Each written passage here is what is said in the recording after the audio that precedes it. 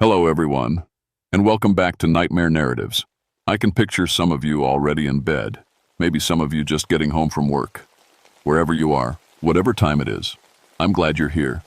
If this helps you relax or sleep, please like and subscribe. It means a lot. Now let's get you comfortable, and I'll tell you tonight's story. My name is Raymond Nakamura, and I've been a park ranger at Katmai National Park in Alaska for 20 years. 20 years of watching over one of the most dangerous places on Earth, the Valley of 10,000 Smokes. Most people think being a ranger means helping tourists find bathrooms and warning them about bears. Here in Katmai, it means something else entirely. The valley got its name after the 1912 Novarupta eruption, when thousands of steam vents turned this place into what looked like the surface of hell. Even today, the ground can melt your boots if you step in the wrong spot. Toxic gases rise from cracks in the earth. The temperature can hit 200 degrees just a few feet underground. This is my office. I grew up hearing stories from my grandmother about the old days, before the big eruption. She was half Japanese, half Alutiiq, the native people who lived here for thousands of years. The Alutiiq had stories about spirits called tunghak that lived in the volcanic fires, spirits that could walk through ash and flame like you or I walk through air. My grandmother always said the 1912 eruption didn't create the valley, it just woke something up that had been sleeping. I never believed those stories. I have a degree in volcanology from the University of Alaska. I understand gas emissions and thermal dynamics and seismic activity. When the ground shakes, it's not spirits dancing, it's tectonic plates shifting. When hot springs bubble up overnight, it's underground pressure, not magic. At least, that's what I thought until August of 1978. It started with Dr. Elena Martinez from the U.S. Geological Survey. She'd been coming to Katmai every summer for 5 years, studying the ongoing volcanic activity.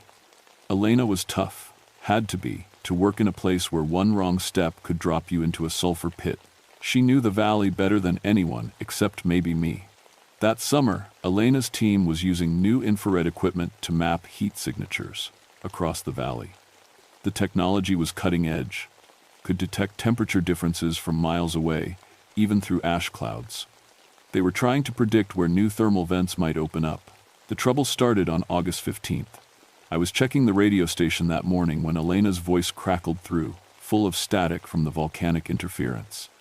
"Ray, you need to see this," she said. "We're getting readings that don't make sense." I drove my ATV to their research station, a cluster of weather-resistant tents about 2 miles from the main visitor center. Elena met me with a printout in her hands, her usually calm face creased with worry. "Look at this," she said, pointing to a thermal map covered in red and orange spots. "These are heat signatures from last night. See these areas?" She pointed to several human-shaped blobs scattered across the printout. Those are people-sized heat sources, moving through zones that should be over 300 degrees. I studied the map.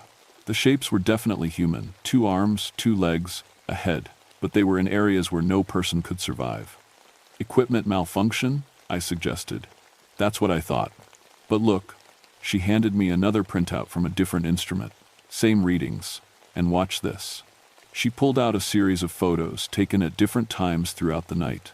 The heat signatures had moved, walking across the ash fields in perfect formation like a group of hikers on a trail.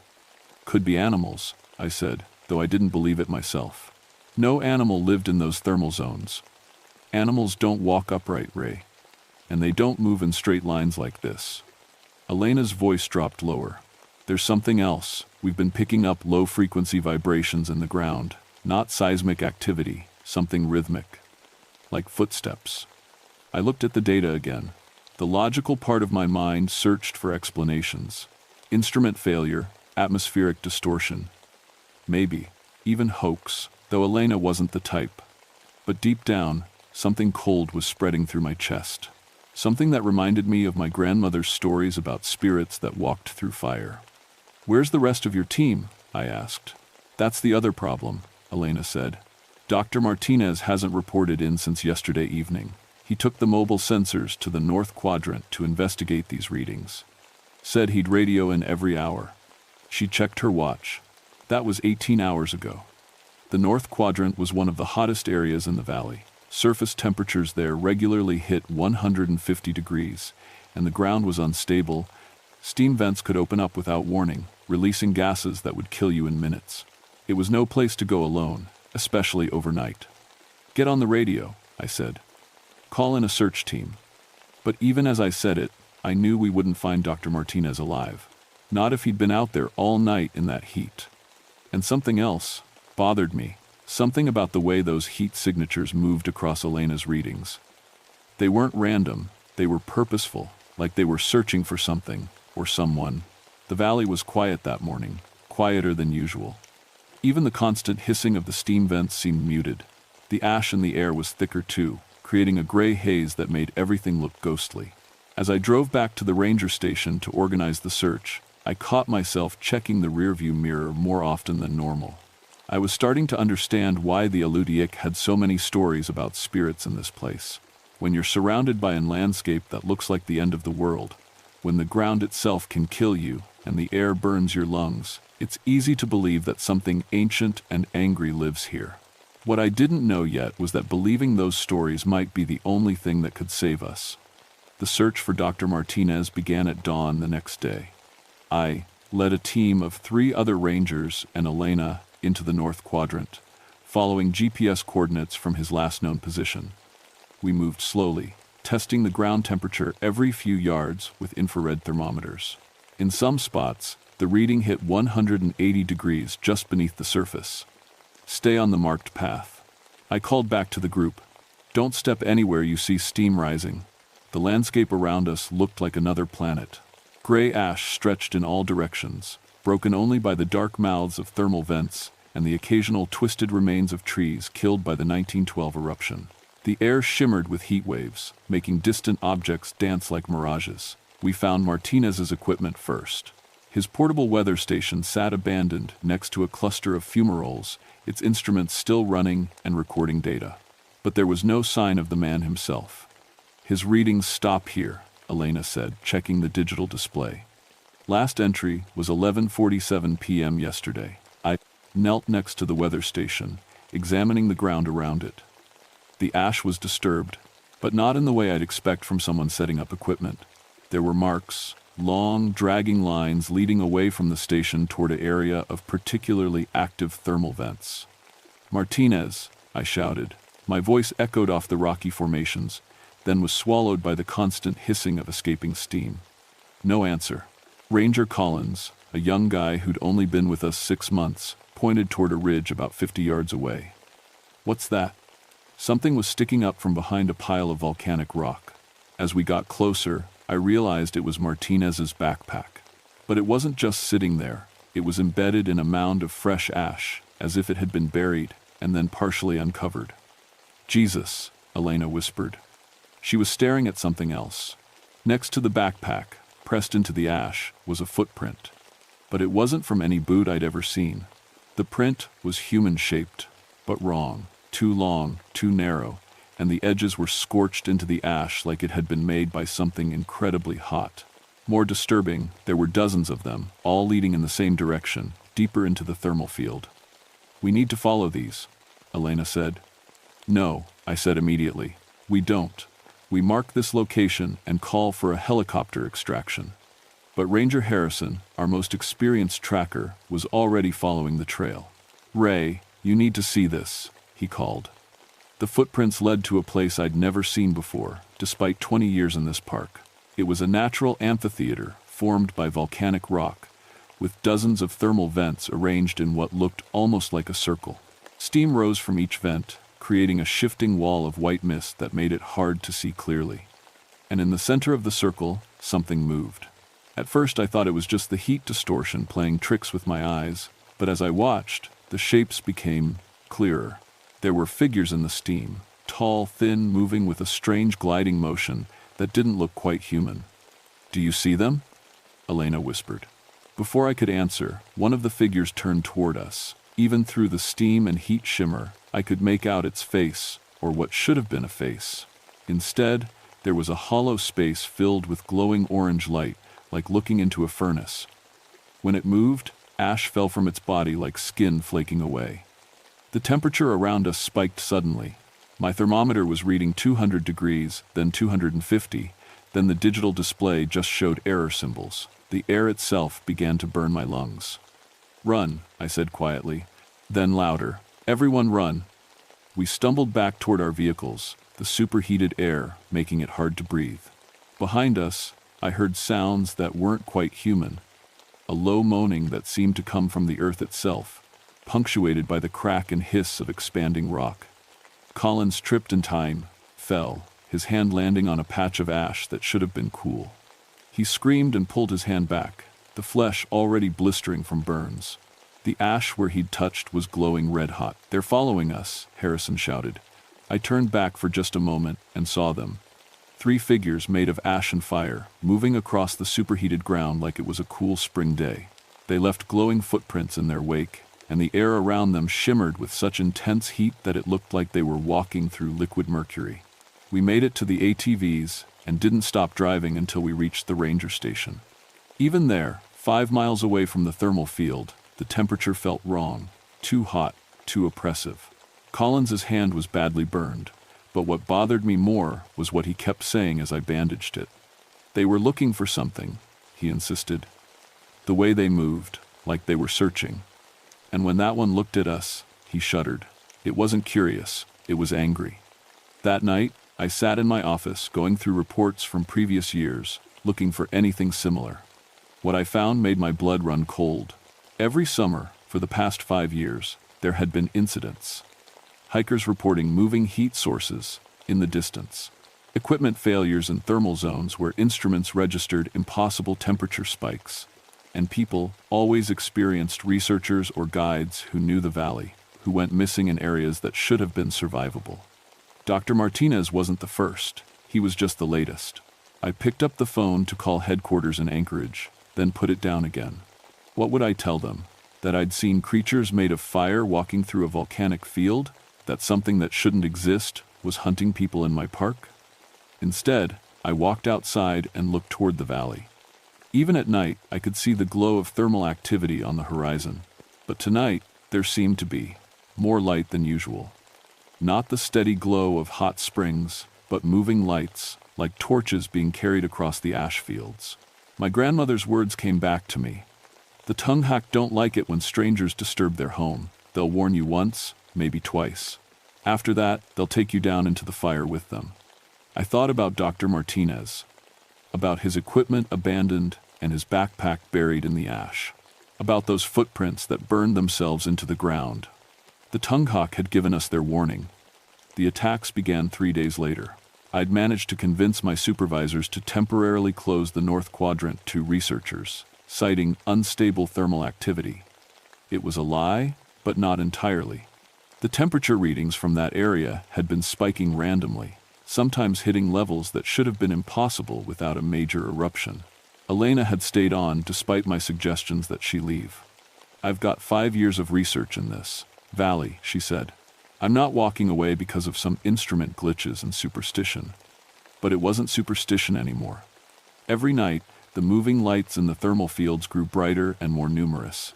Every morning, we found new evidence. Scorched footprints in areas we'd thought were empty. Vegetation burned away in patterns that looked almost like symbols. Equipment left in safe zones that turned up missing or destroyed. The first direct attack happened to a geological survey team from the University of Alaska. Professor Williams and 2 graduate students were taking core samples from an area that should have been safe. A low-temperature zone where the ground stayed around 80 degrees. They were experienced, well-equipped, and careful. Elena and I found what was left of their camp the next morning. The tents had been melted from the inside out, as if someone had poured molten lava over everything. Their equipment, metal instruments designed to withstand extreme temperatures, was twisted into shapes that looked almost artistic, like sculptures. And in the center of the destroyed camp, burned into the rocky ground, was a perfect circle about 20 feet across.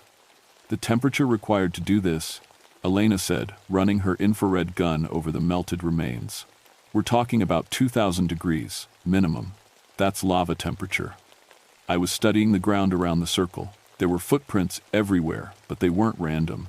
They formed patterns, spirals leading to the center, then straight lines radiating outward like the spokes of a wheel. And every print was burned so deep into the rock that they looked permanent. "Where are the bodies?" I asked. That was what bothered me most. 3 people couldn't just disappear. Even if they'd been caught in some kind of thermal event, there should have been remains. Bones don't just vanish, even at extremely high temperatures. Maybe they escaped, Elena suggested, but her voice lacked conviction. We found Professor Williams 2 hours later, or what was left of him. He was half a mile from the camp, sitting against a boulder as if he'd been resting. But when we got closer, we realized he wasn't sitting, he was fused to the rock. His body had been subjected to such extreme heat that his clothes and flesh had partially melted and then cooled, bonding him permanently to the volcanic stone. His face was intact enough to show his expression. His eyes were wide open, staring at something we couldn't see, and his mouth was stretched in what might have been a scream, or might have been wonder. "We need to evacuate the valley," I told Elena. "All researchers, all visitors, everyone." "Based on what? How do we explain this?" She was right. How do you tell people that the Earth itself has come alive and is hunting human beings? How do you write a report saying that creatures made of fire and ash are protecting their territory by burning intruders alive? But the decision was made for us that evening. I was in the radio room, trying to reach the graduate students who'd been with Professor Williams when the emergency beacon started going off. Someone in the South Quadrant was calling for help. "Ranger emergency frequency." "This is Nakamura," I responded. "What's your location and situation?" The voice that came back was barely recognizable as human. It was Ranger Peterson, a 10-year veteran who'd been checking thermal activity near Mount Griggs. "Ray? Oh God, Ray, they're everywhere. The whole valley is moving. The ash is alive." Static filled the radio for several seconds. Then Peterson's voice came back, higher and more desperate. "They came up out of the ground, just rose up like they were made of steam and fire.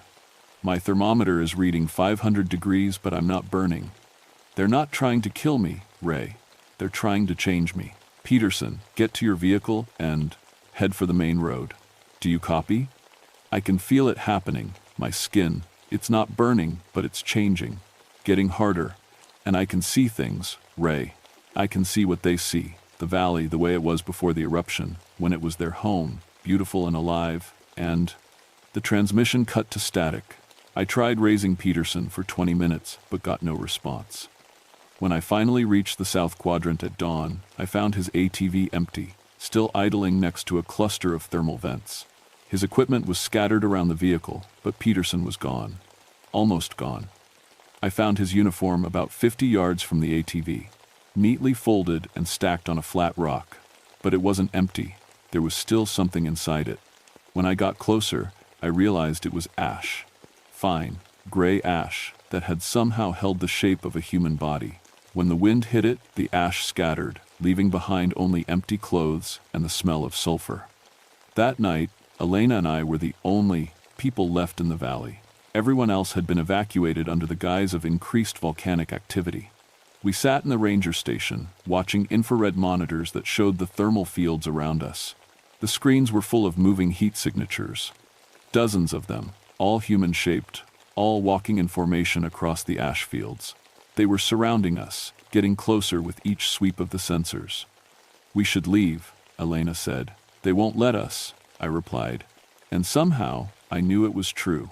At midnight, they reached the ranger station. The temperature inside began to climb, 90 degrees, then 100, then 120. Outside, through the windows, I could see them. Tall figures that looked human from a distance but wrong up close. Their skin had the texture of cooled lava, black and cracked with red light glowing from within. When they moved, small pieces flaked off and crumbled to ash. But their faces were the worst part. They had faces, human faces that I recognized. Professor Williams, Dr. Martinez, the 2 graduate students, Ranger Peterson, all of them looking at us through the windows with expressions of infinite sadness and infinite patience. Elena was crying. "They're not dead," she whispered. "They've been changed, converted into something else." One of them, the one that had been Dr. Martinez, approached the window closest to where I stood. When he opened his mouth to speak, steam escaped instead of words. But somehow, I understood what he was trying to say. Asterisk, join us. The fire doesn't hurt anymore. The heat becomes part of you. You can see what we see now, the real valley, the one that exists beneath all this destruction. Asterisk, I looked at Elena. The temperature in the station was approaching 140 degrees. We were sweating, struggling to breathe. But we weren't burning. Not yet. They were giving us a choice. The truth came to me in pieces as the heat continued to rise. Standing there, looking into the faces of people who'd been transformed into something between human and elemental force, I finally understood what we were dealing with. The Tunghak weren't just spirits from Alutiiq folklore. They were real, and they were the original inhabitants of this valley, not the human inhabitants, the geological ones. Consciousness that had formed in the volcanic fires over thousands of years, shaped by heat and pressure and time into something that could think and feel and protect what it considered home. The 1912 eruption hadn't created them. It had awakened them. And now, after decades of sleeping, they were finding their valley invaded by creatures who treated their home like a laboratory. Humans who stuck instruments into their sacred fires, who walked across their skin of ash and stone like they owned it. The transformed researchers around our station weren't victims, they were converts. The Tunghak had offered them a choice: leave and never return, or stay and become part of the valley's living ecosystem. Those who stayed were changed, given new bodies that could survive in the thermal environment, new senses that could perceive the volcanic landscape as it truly was. But they were still human enough to remember what they'd lost. That's why their faces showed such sadness. Elena, I said, my voice hoarse from the superheated air. We need to get to the thermal monitoring station. What? Why? The seismic equipment. If I'm right about what these things are, they're not just spirits. They're part of the volcanic system itself, connected to it, maybe controlled by it. Elena's eyes widened as she understood. You want to trigger an eruption? No, I want to communicate. The thermal monitoring station was a quarter-mile from the ranger station, across open ground that was now crawling with the transformed figures. But they didn't try to stop us as we ran. They just watched, their glowing eyes tracking our movement like searchlights. The monitoring station was a small concrete building filled with seismic equipment, gas sensors, and communication gear linked directly to the volcanic early warning system.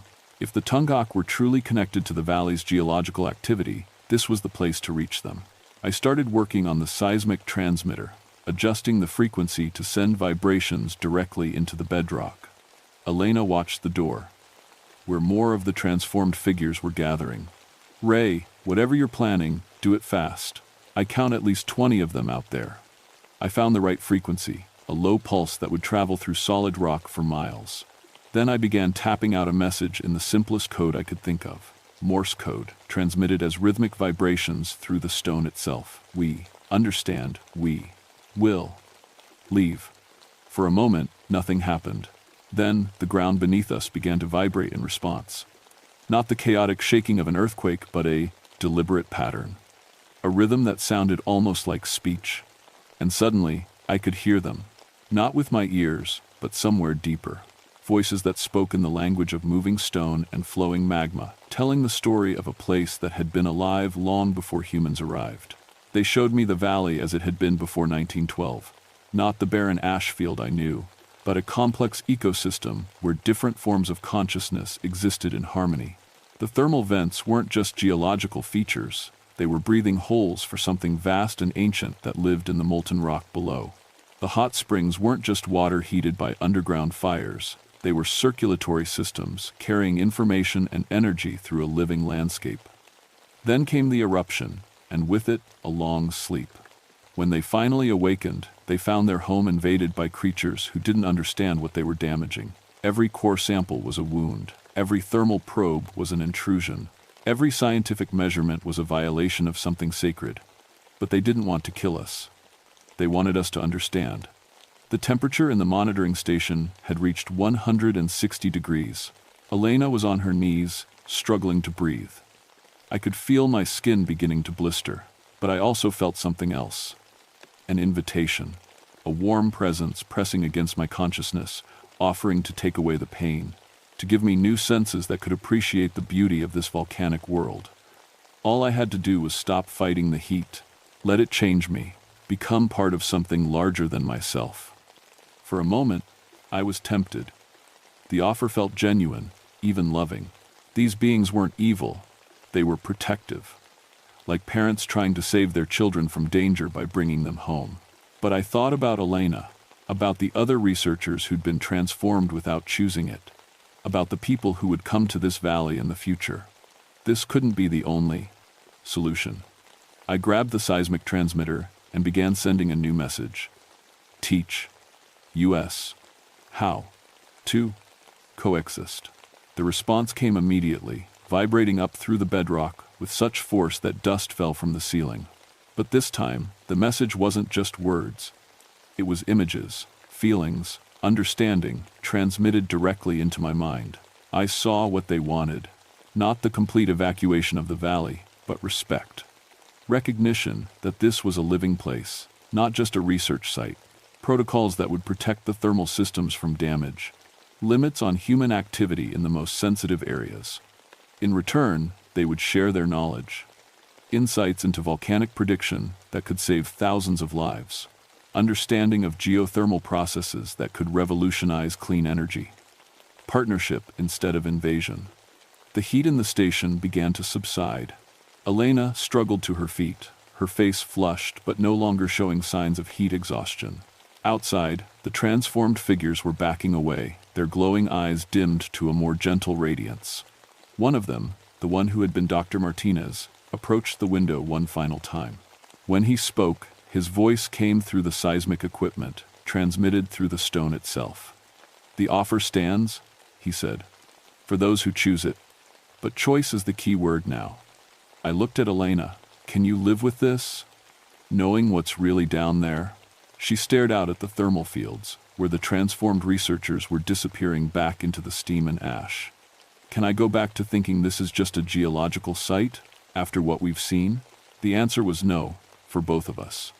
The valley had shown us its true nature, and there was no unknowing what we now knew. We would have to find a way to be its guardians, not its conquerors. The official report I filed 3 weeks later was a masterpiece of creative truth-telling. Increased thermal activity had forced a temporary evacuation of research personnel. New protocols were being developed for working in geologically sensitive areas.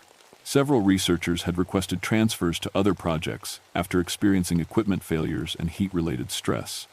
None of it was technically a lie. Elena stayed, as I'd known she would. Her research took on a different focus after our encounter. Less about measuring and predicting volcanic activity, more about understanding the complex ecosystem interactions in thermal environments. She never directly mentioned the Tunghak in her published papers, but her work began to revolutionize how geologists thought about active volcanic systems. Dr. Martinez and the others never returned to their human forms, but they didn't completely disappear either. Sometimes, when I was alone in the valley, I would see figures in the distance, watching from the thermal vents. And occasionally, when particularly dangerous conditions developed, unstable ground, or toxic gas buildups, equipment would mysteriously appear to warn visitors away from danger. The partnership wasn't perfect, but it was real. I established new guidelines for research in the valley. Smaller teams, limited access to the most thermally active areas, and mandatory briefings about respecting the geological sensitivity of the environment. I never mentioned spirits or transformed humans, but I made sure everyone understood that this place demanded a different kind of respect than ordinary wilderness. Most researchers accepted the restrictions without question. A few complained about the limitations on their work, but the ones who truly listened, who approached the valley with genuine reverence for its ancient power, sometimes reported unusual experiences. Impossible temperature readings that led to new discoveries. Equipment that seemed to repair itself overnight. Dreams of walking through the ash fields and feeling the heartbeat of the earth beneath their feet. Elena called them recruitment attempts. I thought of them as invitations. The Tunghak were still offering choice to those who could handle the truth. 6 months after our encounter, I received a visit from Dr. James Worthington, a volcanologist from Johns Hopkins, who'd heard about the anomalous thermal events in Katmai. He was young, ambitious, and convinced that science could explain everything if you just applied enough measurement and analysis. "Ranger Nakamura," he said, spreading his instruments across my office desk. "I've developed new seismic monitoring equipment that can map underground thermal systems with unprecedented accuracy. I'd like permission to conduct extensive surveys throughout the valley." I looked at his sophisticated equipment, then at the man himself. He had the attitude I'd seen in dozens of researchers over the years, the assumption that nature was just a puzzle waiting to be solved by the right technology. "Dr. Worthington," I said, carefully, "before I approve any research permits, I need to ask you something. How do you feel about the possibility that your equipment might detect things that can't be easily explained by current scientific models?" He laughed. "Ranger, if my equipment detects something that can't be explained, that just means we need better theories. There's no phenomenon in nature that can't eventually be understood through proper scientific method." I thought about Dr. Martinez, walking through superheated ash with skin made of cooled lava. I thought about Elena's thermal readings that showed impossible heat signatures moving with purpose and intelligence. I thought about the voices that spoke through stone and the ancient consciousness that had been protecting this valley since before humans existed. "I'm sorry, Dr. Worthington, but I can't approve your research proposal." "On what grounds?" I stood up and walked to the window that looked out over the Valley of 10,000 Smokes. In the distance, steam rose from hundreds of thermal vents, creating patterns that looked random unless you knew how to read them. "On the grounds that some things are more important than scientific understanding. Some places require humility instead of analysis." He left angry, threatening to appeal my decision to higher authorities, but his complaints never gained traction. Elena's published research had begun to influence thinking in the geological community, and there were others now who supported the idea that thermal systems required more careful, respectful study. The Tunghak had found their champions among the scientists themselves. I retired from the Park Service last month, but I still live in the cabin I built at the edge of the valley. Sometimes, on clear nights, I walk out to the thermal fields and sit on the rocks where my grandmother used to tell me stories about fire spirits. The stories were true, but incomplete. The Tunghak aren't spirits in the way my grandmother's generation understood them. They're something more complex, consciousness that evolved in conditions no human brain could imagine. Intelligence that thinks in geological time, wisdom that sees the connections between all living systems. They're still here. Still protecting their home, still offering partnership to those who approach with respect instead of conquest.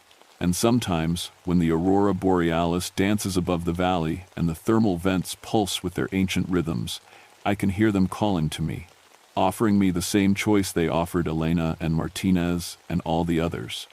Join us, see what we see, become part of something larger than individual human consciousness.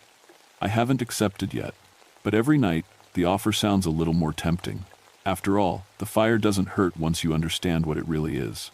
It's just another form of life, reaching out to touch life in return. Asterisk. Asterisk. Asterisk. Raymond Nakamura lives in a cabin at the edge of Katmai National Park, where he serves as an unofficial liaison between the scientific community and the valley's more unusual residents. His grandmother would have been proud.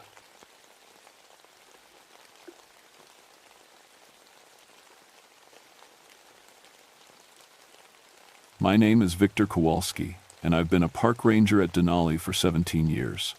In all that time, I thought I'd seen everything the Alaskan wilderness could throw at me. Bears, wolves, tourists who thought flip-flops were proper hiking gear, and storms that could freeze a man solid in minutes. But I was wrong, dead wrong. It was March 15th, 1971. When the call came in, the temperature outside my cabin was sitting at 30 below. And the aurora was putting on quite a show, green ribbons dancing across the star-packed sky like nature's own light display. I was sipping coffee and updating my logbook when the radio crackled to life. "Base to Kowalski. We've got a problem." I set down my mug and picked up the handset. "This is Kowalski. Go ahead." We lost contact with the research team at Wonder Lake. Dr. Sarah Chen's group. They were studying caribou migration patterns. My stomach dropped. Wonder Lake was 40 miles from the nearest road, deep in the backcountry, where the tundra stretched endlessly in every direction. How long since last contact? 18 hours. Their last transmission mentioned something about tracks that didn't make sense. Then nothing. I grabbed my gear and started packing. 3 researchers missing in weather like this meant I had maybe 24 hours before hypothermia turned a rescue mission into body recovery. I'd done enough of those to know the difference. I'm heading out at first light, I radioed back. Negative. You leave now. Storm's coming in tomorrow, that'll ground helicopters for a week. So much for sleep. I loaded my snowmobile with emergency supplies, survival gear, and enough coffee to keep me awake for the next 2 days. As I suited up in my cold weather gear, I tried not to think about what tracks that didn't make sense could mean. Probably just wolf prints in weird snow conditions. That's what I told myself. Anyway, the ride to Wonder Lake took 3 hours through terrain that looked like the surface of another planet. White tundra rolled away in every direction, broken only by the dark smudges of scattered spruce groves. The only sound was the growl of my snowmobile engine and the whistle of wind across the snow. I'd grown up hearing the old Inuit stories about the Tornarsuk spirit bears that hunted like wolves and were smart as men. My grandmother used to tell those tales to scare us kids into behaving. The ice bears will get you if you wander too far from camp, she'd say. I never believed any of it. After 17 years of tracking real bears, I knew they were just animals. Big, dangerous animals, sure, but still just animals. I should have listened to my grandmother. When I reached the research team's last known position, I found their main camp still standing, but completely empty. 3 tents, a cooking station, and scientific equipment scattered around like the researchers had just stepped away for a minute. But the snow around the camp told a different story. Boot prints led away from the tents in 3 different directions. Each trail showed signs of running deep heel strikes, long strides, the kind of tracks people make when they're scared. But mixed in with the human prints were something else. Bear tracks. Massive ones. I knelt down to examine them closer and felt my first chill that had nothing to do with the cold. These weren't normal bear prints. They were huge, bigger than any grizzly I'd ever tracked, and they were arranged in a pattern that made my skin crawl. Bears don't hunt in formation, they don't coordinate attacks. But these tracks showed exactly that kind of behavior. 5 sets of bear prints, moving in a perfect circle around the camp, like they'd surrounded it. I followed the clearest trail of human prints, hoping to find Dr. Chen's team taking shelter somewhere nearby. Instead, I found their snowmobiles half a mile from camp, abandoned and torn apart. The seats were shredded, exposing yellow foam stuffing to the bitter air. Long claw marks scored the metal frames, cut so deep they went through steel. My radio crackled. Kowalski, this is base. Status report. I keyed the handset with numb fingers. Found the camp. Empty. Following tracks now. Any sign of the team? I stared at the destroyed snowmobiles, then at the bear tracks that led away into the endless white. Still looking. What I didn't tell them was that some of those bear tracks looked wrong in ways I couldn't explain. The front paws showed what almost looked like thumbs, and the spacing between the prints suggested the creatures had been walking upright for parts of their journey. Bears don't walk upright. Not for long distances. Not in organized groups. But as I followed those impossible tracks deeper into the wilderness, I started to wonder what I really knew about bears, after all. The trail led me across a frozen creek and up onto a ridge where the wind had scoured the snow down to bare ice. Here, the tracks became even stranger. Mixed in with the bear prints were tool marks, scratches in the ice that looked deliberately made, like someone had been using the claws as cutting implements. I stopped my snowmobile and pulled out my camera, snapping photos of the clearest prints. Through the viewfinder, I could see details that made my hands shake. The bear tracks showed wear patterns on the claws that suggested regular use as tools, and in several prints, the spacing of the toes looked almost human-like. My radio squawked again. Kowalski, we're sending backup. Mike Thompson will be flying out in the morning. Roger that. I was grateful for the company. Mike was a good ranger, 15 years on the job and steady as a rock. If anyone could help me make sense of this, it was him. I followed the trail as it wound through a maze of ice hummocks and snowdrifts. The landscape here felt different somehow, too quiet, too empty. Usually, you'd see ravens or hear the distant howl of wolves. But here, there was nothing. Just the whistle of wind and the crunch of snow under my boots. That's when I found the first body. Dr. Sarah Chen lay in a hollow between two ice mounds, her bright red parka standing out against the white like a splash of blood. I approached carefully, checking for signs of life, even though I could tell from 20 feet away that it was too late. She'd been dead for hours. Her body was positioned in a way that didn't look natural. Arms folded across her chest, legs straight, like someone had arranged her deliberately. Around the body, the snow was packed down in perfect circles, as if something had been walking around and around her. I knelt beside her to check for obvious cause of death, trying to stay clinical and professional. No visible wounds, no signs of a bear attack. Her clothing wasn't torn. She looked almost peaceful, except for her eyes. Her eyes were wide open, staring up at the gray sky with an expression of absolute terror. I was reaching for my radio when I heard it, a sound that made every hair on my neck stand up. It was a growl, deep and rumbling, but it was coming from the wrong direction. Bears don't hide behind you when they're hunting. They charge straight on, all fury and claws. I turned slowly, my hand moving to the bear spray on my belt. Nothing. Just empty tundra stretching to the horizon. But the feeling of being watched was so strong I could taste it, metallic and sharp on my tongue. That's when I saw them. 5 shapes moving across the ridgeline. Too far away to make out clearly, but definitely too big to be wolves. They moved with purpose, spread out in a line like hunters driving prey, and they were between me and my snowmobile. I tried to keep calm, remembering my training. Back away slowly, make yourself look big, avoid eye contact. But as I watched, one of the shapes rose up on its hind legs. It stood there for a long moment, clearly visible against the sky, before dropping back down to all fours. Bears will rear up to get a better look at something, sure, but not for that long, and not with that kind of intelligence in the gesture. It had been studying me, the way a person might study an interesting bug.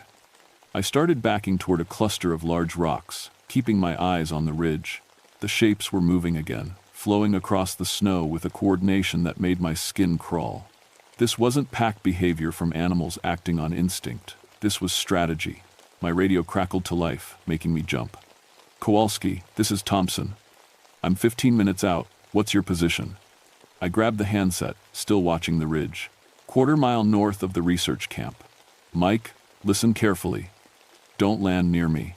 I think we've got a situation here. What kind of situation? I watched one of the shapes detach from the group and start moving down the ridge toward me. Even at distance, I could tell it was huge. The kind that has big teeth and walks on 2 legs when it wants to. Static filled the channel for a moment. Then Mike's voice came back, tight with concern. Victor, are you telling me we've got bears behaving like people? I'm telling you to be careful where you set that bird down. The shape was closer now, close enough that I could see it wasn't just big, it was massive. 12 feet tall when it reared up, with white fur that seemed to shimmer in the flat Arctic light. And when it looked at me, I saw something in those dark eyes that shouldn't have been there. Intelligence, recognition, purpose. It wasn't just hunting me, it was thinking about me. I reached the rocks and climbed up onto the largest one, trying to get some height advantage. From here, I could see more of the creatures spread out across the tundra. They'd formed a rough circle around my position, cutting off every escape route except one, the direction that led deeper into the backcountry, away from help. They weren't just hunting me, they were hurting me. That's when I realized Dr. Chen hadn't died from cold or accident. She died from fear. Pure, absolute terror at seeing something that shouldn't exist. Something that rewrote everything she thought she knew about the natural world. And now it was my turn to face whatever had killed her. The helicopter found me 3 hours later, huddled behind the rocks with my rifle ready and my nerves shot to hell. Mike Thompson set the bird down on a flat stretch of tundra, and I ran for it like my life depended on it, which it probably did. What happened out there? Mike shouted over the rotor noise as we lifted off. I looked down at the landscape below us, scanning for any sign of the creatures. Nothing. They'd vanished like they'd never been there at all. Found Dr. Chen. She's dead. Bear attack? I don't know what attacked her. That was the truth. I had no words for what I'd seen. We flew back to base camp in silence, the vast wilderness rolling away beneath us like a white ocean. But as we approached the landing pad, Mike's voice came over the intercom, tight with tension. "Victor, look at Grid 7. I followed his gaze to the southeast, where another research station sat on a small rise. Smoke was rising from the buildings, not the steady stream of a heating stove, but the thick black smoke of something burning out of control. "Set us down," I said, fast. The station was a disaster. 2 buildings completely destroyed, scientific equipment scattered across the snow like thrown toys. And in the center of it all, tire tracks from the station's ATV led away into the wilderness. Mike and I followed the tracks on foot, weapons ready. The trail was easy to read. Someone had left in a hurry, driving fast enough to spray snow behind them. But after half a mile, the ATV tracks stopped abruptly at the edge of a small valley. The vehicle sat at the bottom of the slope, overturned and partially buried in a snowdrift. And surrounding it were those same impossible tracks I'd seen at Dr. Chen's camp. Massive bear prints, but arranged in patterns that spoke of intelligence and planning. "Jesus Christ," Mike whispered, staring at the scene. "What are we dealing with here?" Before I could answer, we heard it. A sound that raised every hair on my arms, a deep, rumbling call that seemed to come from everywhere at once. It wasn't quite a roar, wasn't quite a howl. It was something in between, something that spoke of intelligence and hunger in equal measure. Mike grabbed his radio. "Base, this is Thompson. We need immediate backup at Research Station 7. And contact State Police. We've got multiple fatalities and something hunting in Sector 12. Static answered him. He tried again, adjusting frequencies. Nothing. "Radio's dead," he said, his face pale in the Arctic light. I pulled out my own handset and got the same result. Complete silence across all channels. They're jamming us somehow. "Bears don't jam radios, Victor. I know what bears don't do," I snapped. "But I also know what I saw out there." And it wasn't any kind of bear in any textbook. We searched the overturned ATV and found a journal belonging to Dr. Richards, the station leader.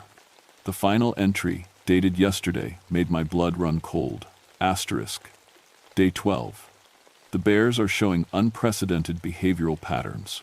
They work together like wolves, but with problem-solving abilities I've never seen in the wild. Today I observed them using tools, actual tools, to break into our supply cache. When they noticed me watching, they didn't flee, they studied me back.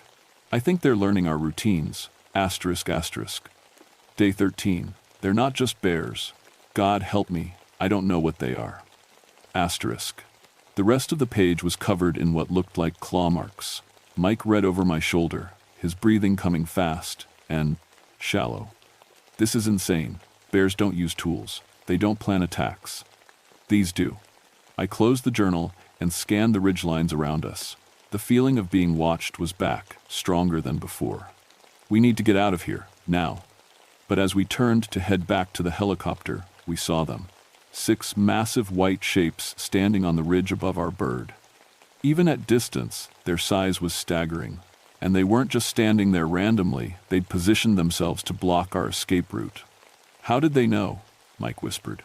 I watched one of the creatures rear up on its hind legs and make a gesture with its front paws. A signal. The others immediately spread out along the ridge in response. "Because they're not animals," I said. "Not anymore." The largest of the creatures, the alpha, I guess threw back its massive head and let out that otherworldly call again. This time, it was answered. From all around the valley, more voices joined in, until the air itself seemed to vibrate with their hunting song. We were surrounded, cut off from our helicopter, our radios dead, with creatures that thought like people but had the strength to tear through steel. And somewhere in the back of my mind, I remembered my grandmother's stories about the Tornarsuk, asterisk. "They're not just bears, asterisk," she used to say. Asterisk. "They're what bears become when they learn to hunt like men." Asterisk. I'd always thought those were just stories. Now, watching the creatures coordinate their movements with military precision, I realized my grandmother had been trying to warn me. And I hadn't listened. We ran. There was nowhere else to go but deeper into the valley, away from the creatures on the ridge. Mike and I stumbled through knee-deep snow, our breath coming in sharp puffs of vapor. Behind us, I could hear them moving, the soft thud of massive paws hitting snow, getting closer with every second. "There," Mike pointed ahead to what looked like a dark opening in the valley wall. A cave. We dove inside just as something huge crashed through the bushes behind us. The cave was deeper than I'd expected, the entrance opening into a tunnel that sloped downward into darkness. We had flashlights, but I hesitated to use them. Light would give away our position. "Victor," Mike whispered, "look at the walls." I flicked on my light for just a second and immediately wished I hadn't. The cave walls were covered in scratches, claw marks that formed patterns. Not random scratches from animals sharpening their claws, but deliberate markings. Symbols. Pictures. The images showed bears standing upright like people, using tools, working together to hunt human figures. And in the deepest part of the cave, the pictures changed. They showed something that made my stomach turn, people becoming bears, their bodies changing, growing larger and more powerful. "This isn't possible," Mike breathed. A sound from the cave entrance cut him off. The scrape of claws on stone. They'd found us. We went deeper into the tunnel, following it as it wound down into the earth. The air grew warmer, and I started to smell something that didn't belong in a cave: wood smoke and cooking meat. The tunnel opened into a vast underground chamber, lit by fires burning in carved stone bowls. And what I saw there broke something fundamental in my mind. It was a city. A crude, primitive city, but a city nonetheless. Stone shelters lined the walls, connected by pathways worn smooth by countless feet. Tools hung from carved hooks, spears, knives, even what looked like simple machines for processing meat and hides. And everywhere, moving through this impossible place, were the creatures. But they weren't just creatures anymore. Some walked on two legs like people, using their hands to manipulate tools. Others were still bear-like but moved with human intelligence, their dark eyes showing awareness and purpose. And a few looked almost human, except for their size and the white fur that covered their bodies. "What are they?" Mike whispered. An answer came from behind us, spoken in a voice that was almost human but twisted by vocal cords never meant for speech. "We are what you will become." The Alpha stood at the tunnel entrance, 12 feet of muscle and fur and terrible intelligence. When it spoke, the words came slowly, carefully, as if it were remembering how to use human language. "We were like you once," it continued, stepping into the chamber. "Small, weak, afraid of the cold and the dark, but we learned to change, to become something better." Mike raised his rifle, but the Alpha just laughed, a sound like grinding ice. "Your weapons cannot stop the transformation that has already begun." That's when I noticed the smell in the air wasn't just wood smoke. It was something else, something sweet and cloying that made my head spin.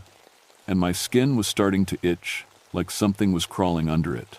"The change begins with exposure," the Alpha explained, watching my discomfort with those intelligent, dark eyes. "First the scent, carried on the breath of the pack. Then the dreams. Then the hunger for meat and cold and the feeling of snow beneath your feet." I looked at Mike and saw the same horror in his eyes that I felt. The itching was getting worse, and I could swear my fingernails were growing longer. "Why?" I managed to ask. "Because the world above is ending," the Alpha said simply. "The ice will come again, as it always does, and when it comes, only those who have embraced the change will survive. We offer you that gift." Around us, the hybrid creatures watched silently. I could see the intelligence in their eyes, the awareness. These had been people once. Researchers, maybe. Hunters. Park rangers like me. "You're insane," Mike said, but his voice was shaking. "We are evolved." The Alpha gestured to the city around. "We have built something that will last through the next ice age. A civilization adapted to the cold, to the hunt, to survival itself. Join us willingly, and you will retain more of what you were. Fight us." It didn't need to finish the threat. But I wasn't going down without a fight. I still had one thermite flare left from my emergency gear, the kind we used for emergency signals. If I could create enough light and noise. I pulled the pin and threw it as hard as I could into the center of the chamber. The flare exploded in a burst of brilliant white light and deafening noise. The creatures shrieked and scattered, their sensitive eyes and ears overwhelmed. In the confusion, Mike and I ran. We made it back to the tunnel, then up and out into the blessed cold of the surface world. Behind us, I could hear them recovering, starting to follow. But we had a head start. The helicopter, Mike gasped. If we can get to the helicopter. But when we reached the 12th ridge, the bird was gone. Not destroyed, gone. Lifted away by something with the strength to carry a 2-ton aircraft. We were trapped in the wilderness with things that had once been human, things that wanted to make us like them. And somewhere deep in my bones, I could feel the change beginning. The itching was spreading. We survived. I'm not sure how, but we did. 3 days of running through the backcountry, dodging the pack, living on emergency rations and melted snow. My fingernails grew longer and harder. Mike developed a craving for raw meat, but somehow we made it to the park road where a search and rescue team found us. The official report said we were victims of a coordinated bear attack. Equipment failure explained our missing helicopter. Exposure and trauma explained our confused accounts of what we'd seen in the wilderness. They gave us medical leave for psychological recovery, but the changes didn't stop. I transferred to a park in Arizona. 6 months later, as far from the Arctic as I could get. The warm weather helped slow whatever was happening to me, but it couldn't stop it completely. I sleep better during the day now. Raw meat tastes better than cooked. And sometimes, late at night, I hear voices calling to me from somewhere far to the north. Mike didn't make the transfer. They found him last winter in the woods outside Fairbanks, living wild. When they tried to bring him in, he ran. They say he moves like an animal now, and his eyes reflect light like a nocturnal predator's. I still fight it. Take vitamin D supplements to counter the craving for darkness. Force myself to eat cooked food. Avoid cold places and the smell of snow, but I know it's just delaying the inevitable. The worst part isn't the physical changes, it's the dreams. Every night, I dream of the chamber beneath the tundra, of the hybrid city growing larger and more sophisticated. They're spreading, you see, moving south as the climate changes, following the cold fronts and winter storms.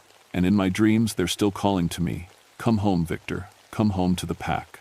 Sometimes I wake up to find myself standing at the window, looking north toward Alaska. My skin itches, and my fingernails have grown again despite my efforts to keep them short. In those moments, I understand what the alpha meant about the Ice Age returning. It's not a geological event, it's evolution.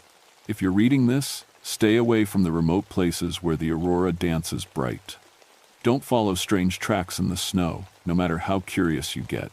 And if you ever hear that hunting call echoing across the wilderness, that sound that's not quite roar, not quite howl, run. Run south, toward the warmth and the light, because the Tornersuk are real, and they're still out there, and they're always looking for new pack members.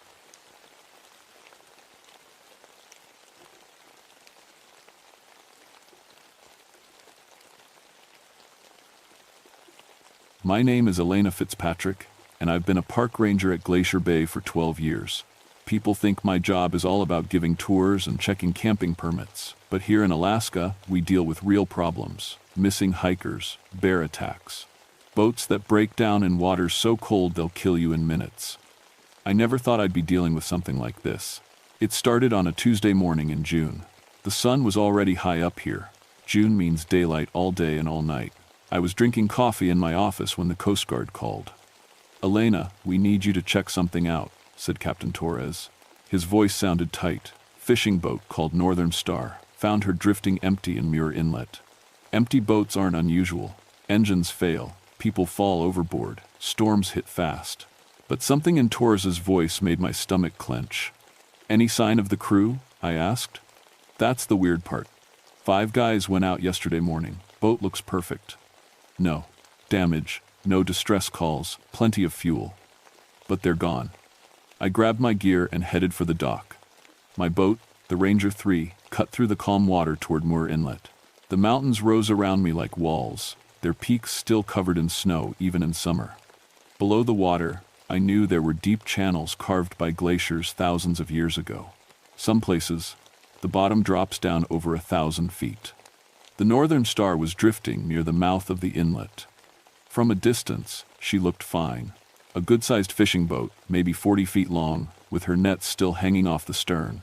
I pulled alongside and climbed aboard. The deck was clean. Too clean. Usually fishing boats are covered in scales, blood, and gear.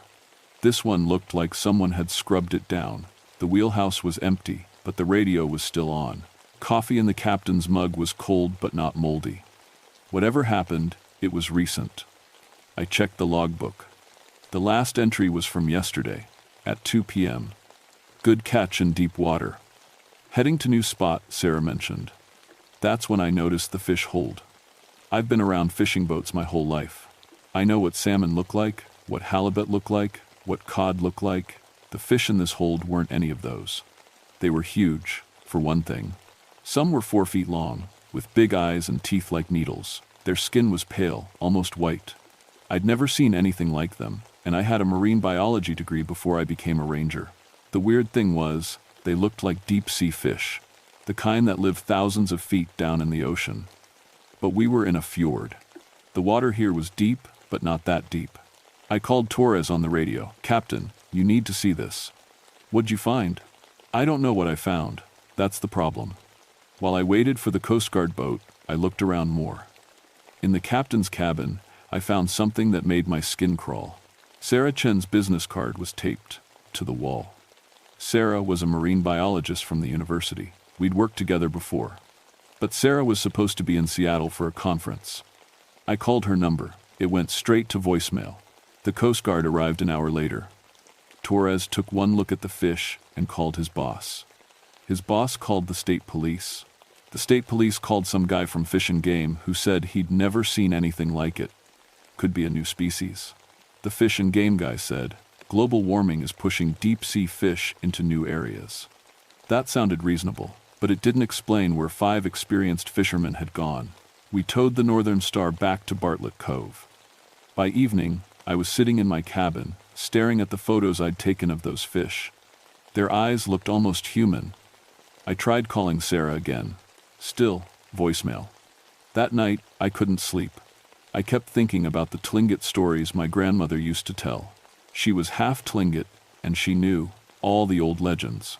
She used to talk about things that lived in the deepest parts of the water, things that were older than humans. The Gunalshesh, she called them, water spirits that lived in the roots of the glaciers. I'd always thought they were just stories. The next morning, I got a call that made everything worse. "Elena, this is Dr. Chen's research assistant, Mike. Is she up there with you?" My heart started beating faster. "No, Mike.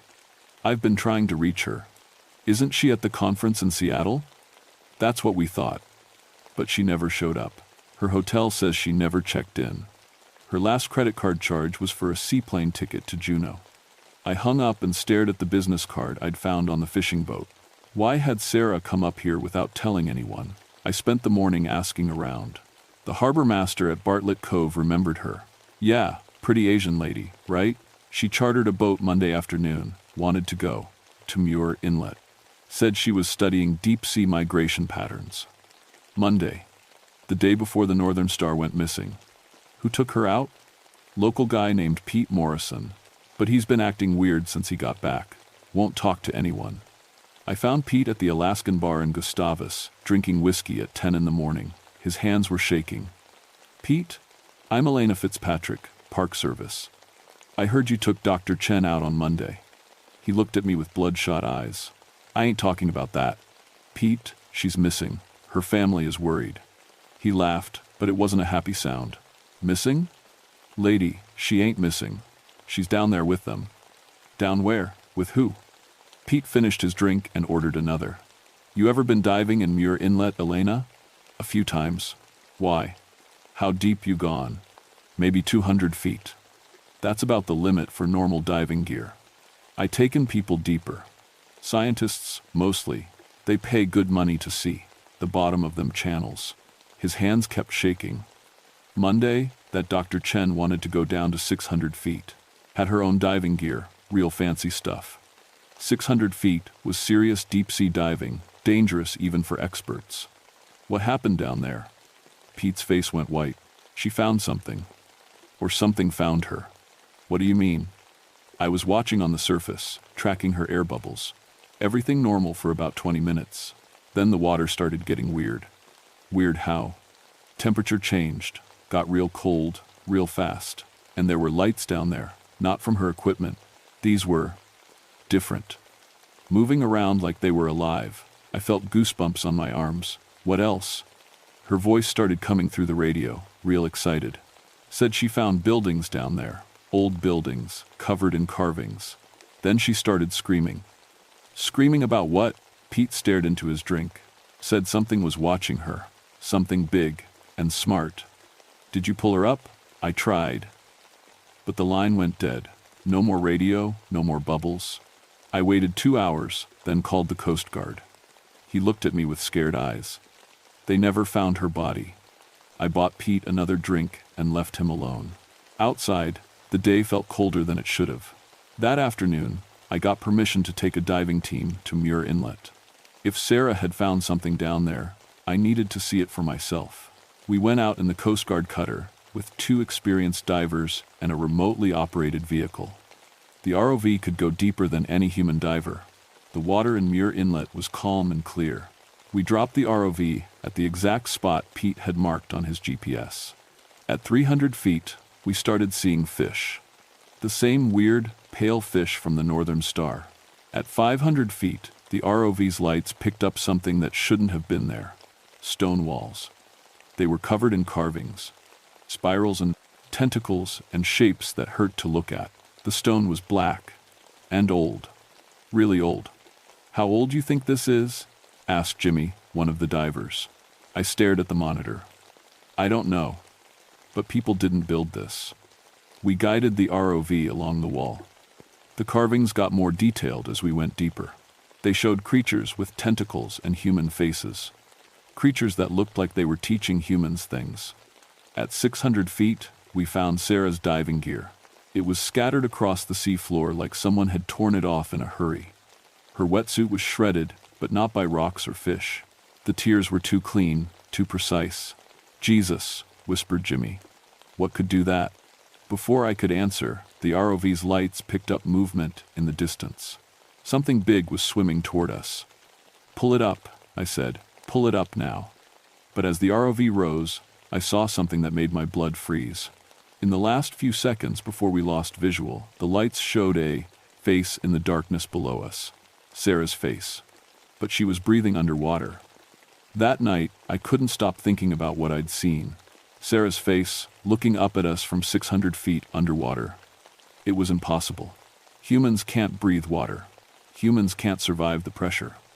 But I'd seen it. The next morning, 3 more boats went missing. All fishing boats. All from the same area of Muir Inlet. The Coast Guard found them, drifting empty, just like the Northern Star. No crews, no distress calls, no signs of struggle. But each boat had the same strange fish in their holds. Captain Torres called an emergency meeting. The harbor was buzzing with scared fishermen and worried families. We're closing Muir Inlet to all boat traffic, Torres announced. Something down there is dangerous. Old Frank Morrison, Pete's uncle, stood up. Frank had been fishing these waters for 50 years. My grandfather used to say this would happen, Frank said, when the ice started melting too fast. When the water got too warm, they'd wake up. Who'd wake up? Asked Torres. The Gunalsheish, the old ones who sleep in the deepest places. Most people laughed, but I didn't. I was thinking about those stone carvings, older than any human civilization. After the meeting, Frank pulled me aside. You're Elena Fitzpatrick, right? Mary Fitzpatrick's granddaughter? I nodded. You knew my grandmother? She was wise. Knew the old stories. Your grandmother always said the Fitzpatricks had the sight, said you'd be important someday. Important how? Frank's eyes were serious. They're choosing people, Elena, taking them for a reason. Your Dr. Chen wasn't the first. There've been others over the years. Scientists, mostly. People who understand the water. What do they want?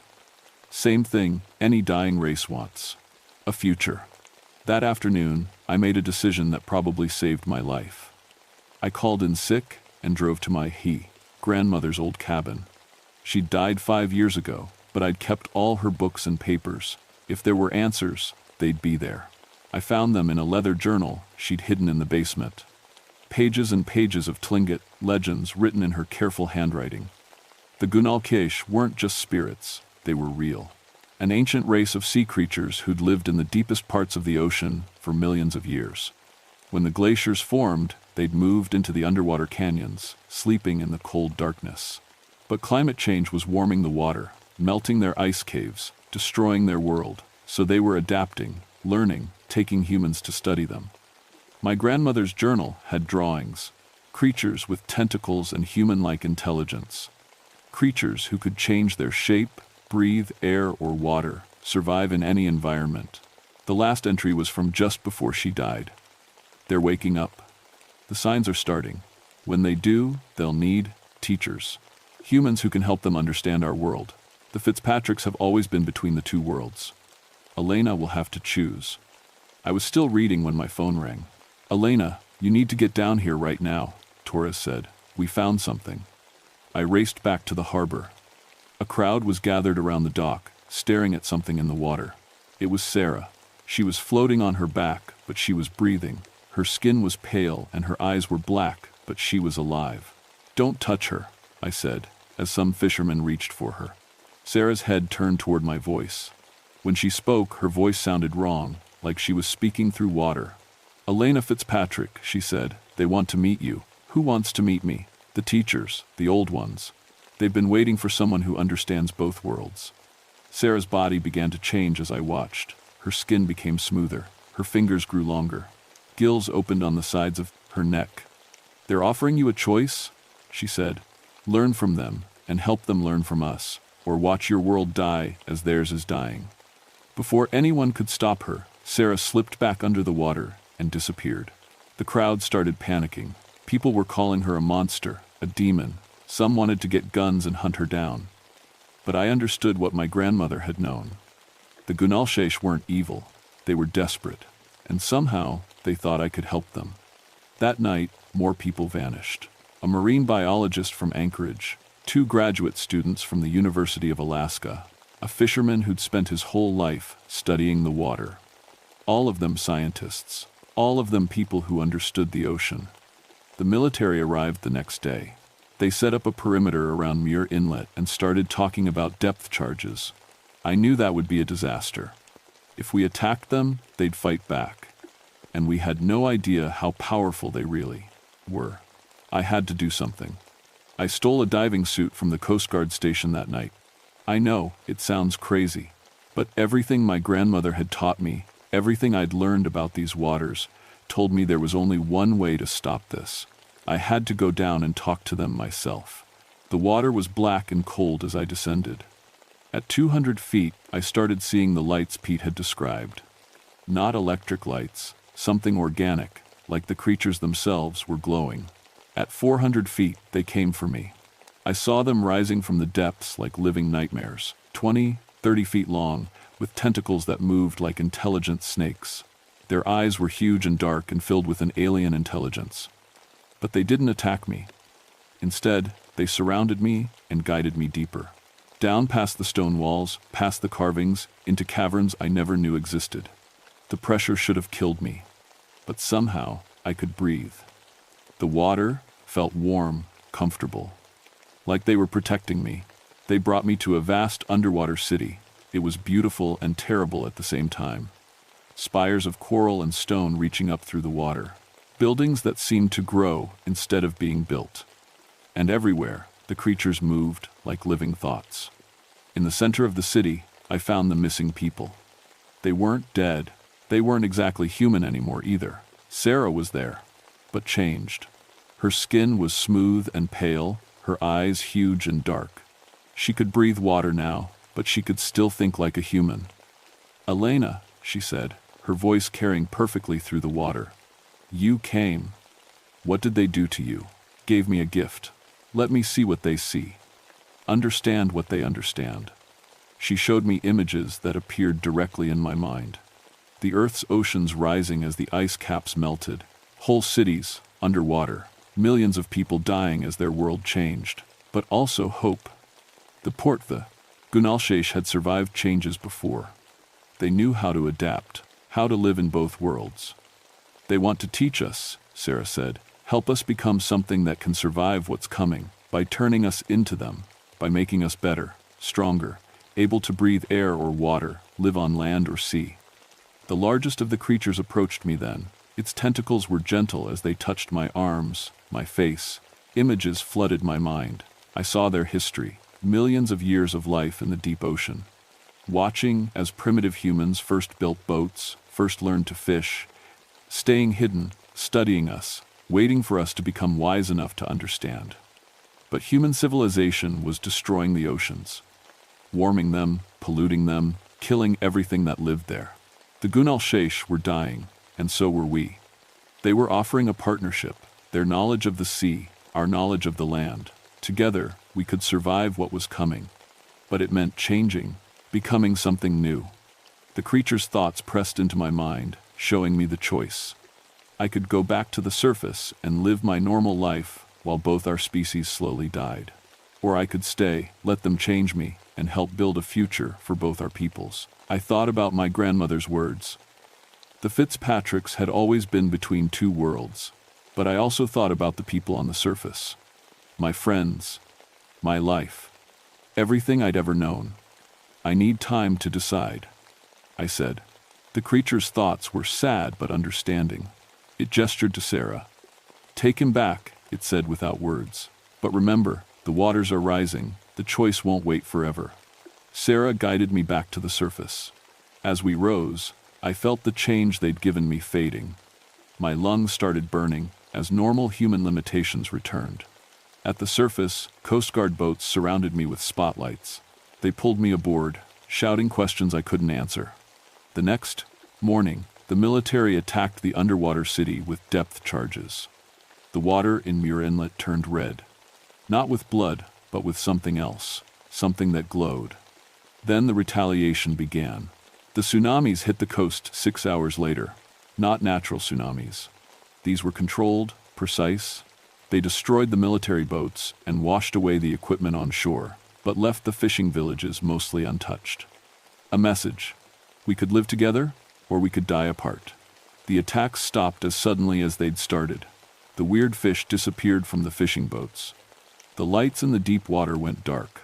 But sometimes, on clear nights, I can see them moving down there, waiting. 3 months later, Sarah surfaced again. She looked completely human. But I could see the changes if I knew what to look for. The way she moved in the water, the way her eyes reflected light in the dark. They're giving humans time to understand, she told me. But the oceans are still rising, the climate is still changing. Eventually, we'll have to choose. What did you choose? She smiled. I chose to be a bridge, to help when the time comes. More people have gone missing since then, always scientists, always people who work with water. They come back changed, but still themselves. Still human, but more. I've kept my grandmother's journal. I've learned the old stories. And I've waited. Because I know what's coming. The water temperature keeps rising. The ice keeps melting. The seas keep getting higher. And down in the deepest parts of Glacier Bay, an ancient civilization is preparing for the day when the surface world will need their help to survive. My name is Elena Fitzpatrick. I'm still a park ranger, still protecting these waters, but now I know what I'm really protecting them from. Us. The choice is still waiting. It always will be, until we're wise enough to make it, or until the rising waters make it. For us, I keep my diving gear ready, just in case. Because someday, someone will have to go back down there and build that bridge between two worlds. And the Fitzpatricks have always been between two worlds.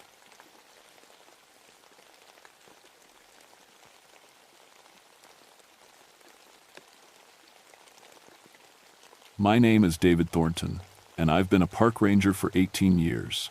Most of that time has been here in Wrangell Street, Elias, the biggest national park in Alaska. People think being a ranger means sitting in a cabin and checking permits, but my job is different. I study ice. Glaciers, specifically. How they move, where they're safe to walk, and when they're about to kill you. The Malaspina Glacier is my beat. It's bigger than Rhode Island and older than human memory. Most visitors never see it because you can only reach it by bush plane, and even then, you need someone who knows the ice. That someone is me. I learned about ice in the Air Force, reading weather patterns and predicting storms. But glaciers are different. They're alive in ways that don't make sense until you've spent years watching them breathe and shift and crack open like giant mouths. I can read glacier ice the way some people read books. I know when it's solid and when it's about to drop you into a crevasse. So deep, your body will never be found. The local Ayak people have stories about this place. Old stories. They talk about the Yai, ice spirits who live in the deepest, oldest parts of the glacier. According to the legends, these spirits know everything that will happen. Past, present, future. It's all the same to them. They're supposed to be frozen prophets, trapped in ice since the world was young. I never put much stock in those stories. In my line of work, you stick to facts. Ice temperature, pressure readings, movement rates. The supernatural doesn't help you when you're standing on a glacier that could swallow you whole. But April 1981 changed everything I thought I knew about ice, about time, and about the things that can live forever in the cold. It started with a routine assessment. The spring breakup was beginning, which meant the ice was getting unstable. My job was to map the new crevasse formations and update the safety zones for the summer research teams. Simple work, if you know what you're doing. I flew in on a Tuesday morning with Pete Morrison, a bush pilot who'd been flying this route for 20 years. Pete knew the glacier almost as well as I did. We'd worked together dozens of times, and he'd never been nervous about a drop-off before. But that morning, something was different. "Ice looks wrong," Pete said as we circled for landing. His voice crackled through the headset, tight with concern. I looked down at the glacier below us. From the air, it looked normal. Dirty white, stretching to the horizon, broken by the dark lines of crevasses and the occasional rock outcrop. But Pete was right. Something felt wrong. "Temperature's been steady," I said, checking my instruments. No unusual melt patterns on the satellite images. Not talking about temperature. Pete brought us down toward the landing zone, a flat section of ice we'd used dozens of times before. "Look at the color." I pressed my face to the small poisse window and looked more carefully. The ice that should have been white or pale blue had a different tint to it, darker, almost gray, like old bone. "Probably just dirt from a rock slide," I said, but I didn't believe it myself. Pete set us down hard, the skis of the small plane scraping against ice that felt different under the landing. Not softer, exactly, just different. Like it had more weight to it. "Pickups in 3 days," Pete said as I gathered my gear. "Radio check every 6 hours, same as always. David." Pete's voice stopped me at the door. "If something feels off, call early. Don't wait for the scheduled pickup." I'd never heard Pete talk like that before. In 20 years of flying, he'd seen everything the Alaska wilderness could throw at him. Nothing spooked Pete Morrison. "Everything okay?" I asked. He was quiet for a long moment, looking out at the glacier. "Ayak Elder came to see me last week. Old Margaret." She said the ice was dreaming. Dreaming? Her words, not mine. Said the Yai were stirring, talking in their sleep. Pete shook his head. "Probably nothing. But Margaret's people have lived here a long time. They don't make things up." I shouldered my pack and stepped out onto the ice. The sound was wrong immediately. My boots on glacier ice usually made a hard, sharp crack with each step. This ice absorbed the sound, muffling it like snow. 3 days, Pete called out. The plane lifted off, leaving me alone on the glacier. I'd been alone on ice hundreds of times before, but this felt different. The silence was too complete. No wind, no creaking of shifting ice, no distant rumble of calving, just perfect. Absolute quiet. I set up my base camp in the usual spot, a sheltered area between 2 pressure ridges that protected against wind. The work was routine: assemble the tent, set up the radio equipment, check my instruments. But every few minutes, I found myself looking over my shoulder. There was nothing to see. Just ice stretching in every direction, broken by the occasional dark crack or jutting rock. But I couldn't shake the feeling that something was watching me. By evening, I'd completed the first section of my survey. The ice was stable enough, but the color was definitely wrong. Not just gray, but almost translucent in places, like you could see deep into it. I'd never seen glacier ice look like that before. I made my evening radio check and settled in for the night. The temperature dropped fast once the sun went down, but the tent held warm. I was reading over my notes when I heard the first sound. It was distant and low, like whale song, but different, slower, more deliberate. It seemed to come from deep in the ice, rising up through layers of frozen time. I grabbed my flashlight and unzipped the tent. The night was clear, with enough starlight to see the glacier stretching away in all directions. The sound came again, longer this time. Definitely from below the ice. Glaciers make noise. They crack and groan and shift constantly. I knew all those sounds. This wasn't one of them. This sounded like singing. I didn't sleep well that first night. Every time I started to drift off, I'd hear that low, singing sound from deep in the ice. By morning, I'd almost convinced myself it was just the glacier settling. Maybe water moving through channels I couldn't see. But then I found the hole. I was setting up my equipment for the day's survey when I noticed something that shouldn't have been there. About 50 yards from my camp, a perfect circular opening had appeared in the ice. Not a crevasse, those are jagged, violent things. This was smooth, like it had been carved with tools. The hole was maybe 3 feet across and so deep I couldn't see the bottom with my flashlight. The edges were smooth as glass, and the ice around it was that same strange gray color I'd noticed from the plane. I'd surveyed this exact area the day before. There had been no hole. I made careful notes and took photographs. In my 18 years as a ranger, I'd never seen anything like it. Holes don't just appear in glacier ice overnight. The ice here was hundreds of feet thick and solid as concrete.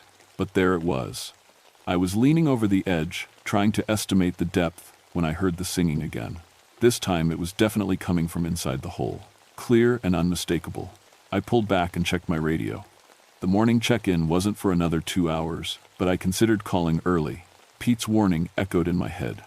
Instead, I did what I always did when faced with something I didn't understand. I investigated.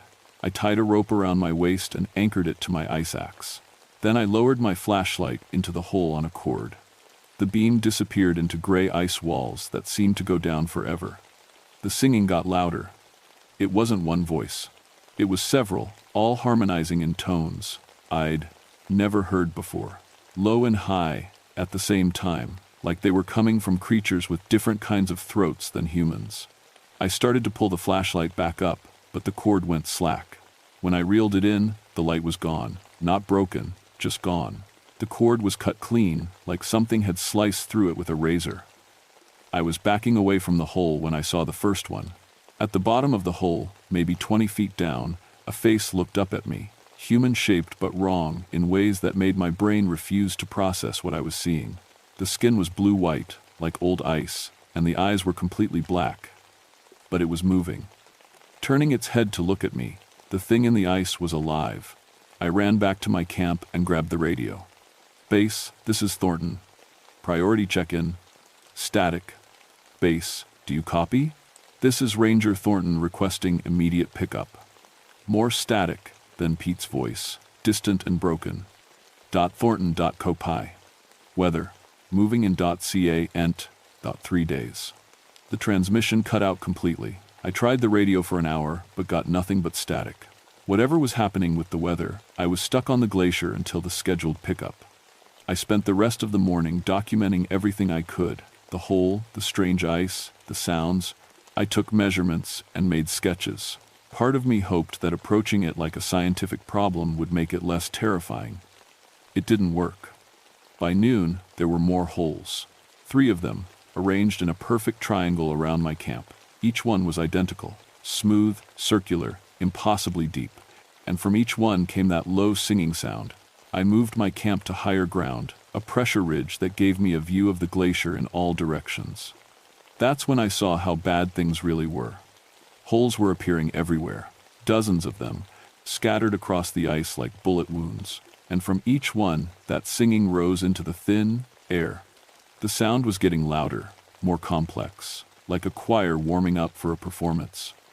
I was documenting the new holes through my binoculars when I saw movement.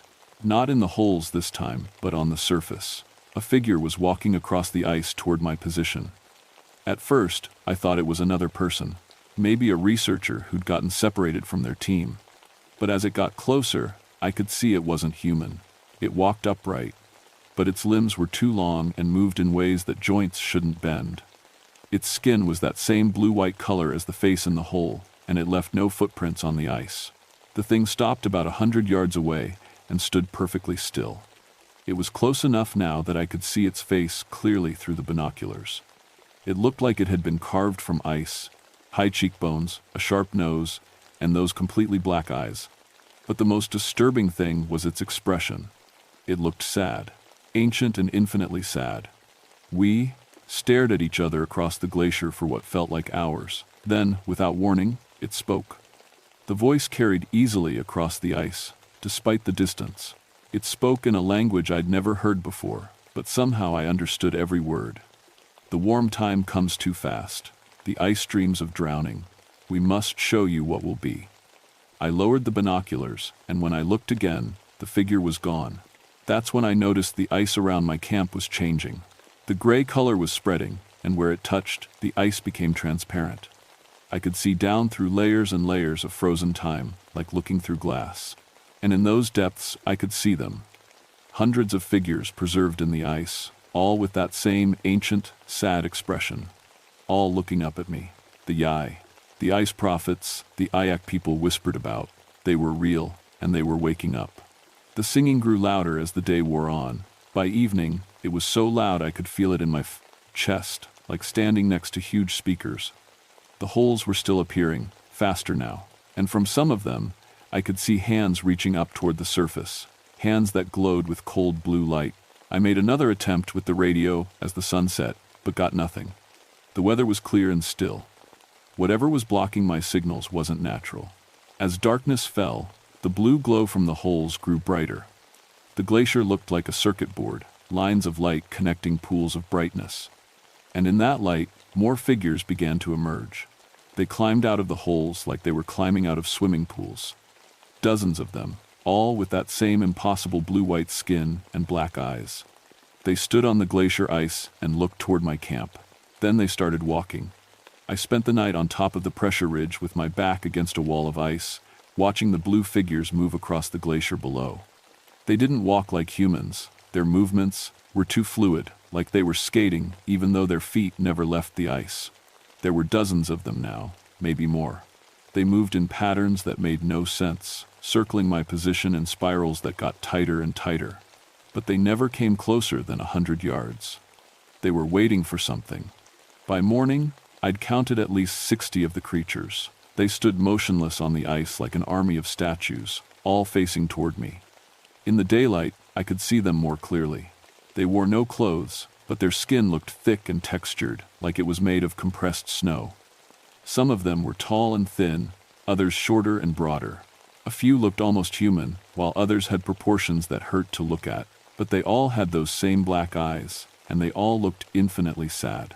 I tried the radio again and got the same result, static mixed with broken fragments of transmission. But this time, I heard something else in the static.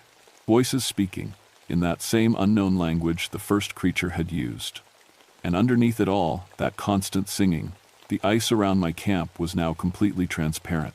I could see down through it for what looked like miles, layer upon layer of frozen history, and in every layer there were more of them. Thousands of figures preserved in ice, all sleeping until now.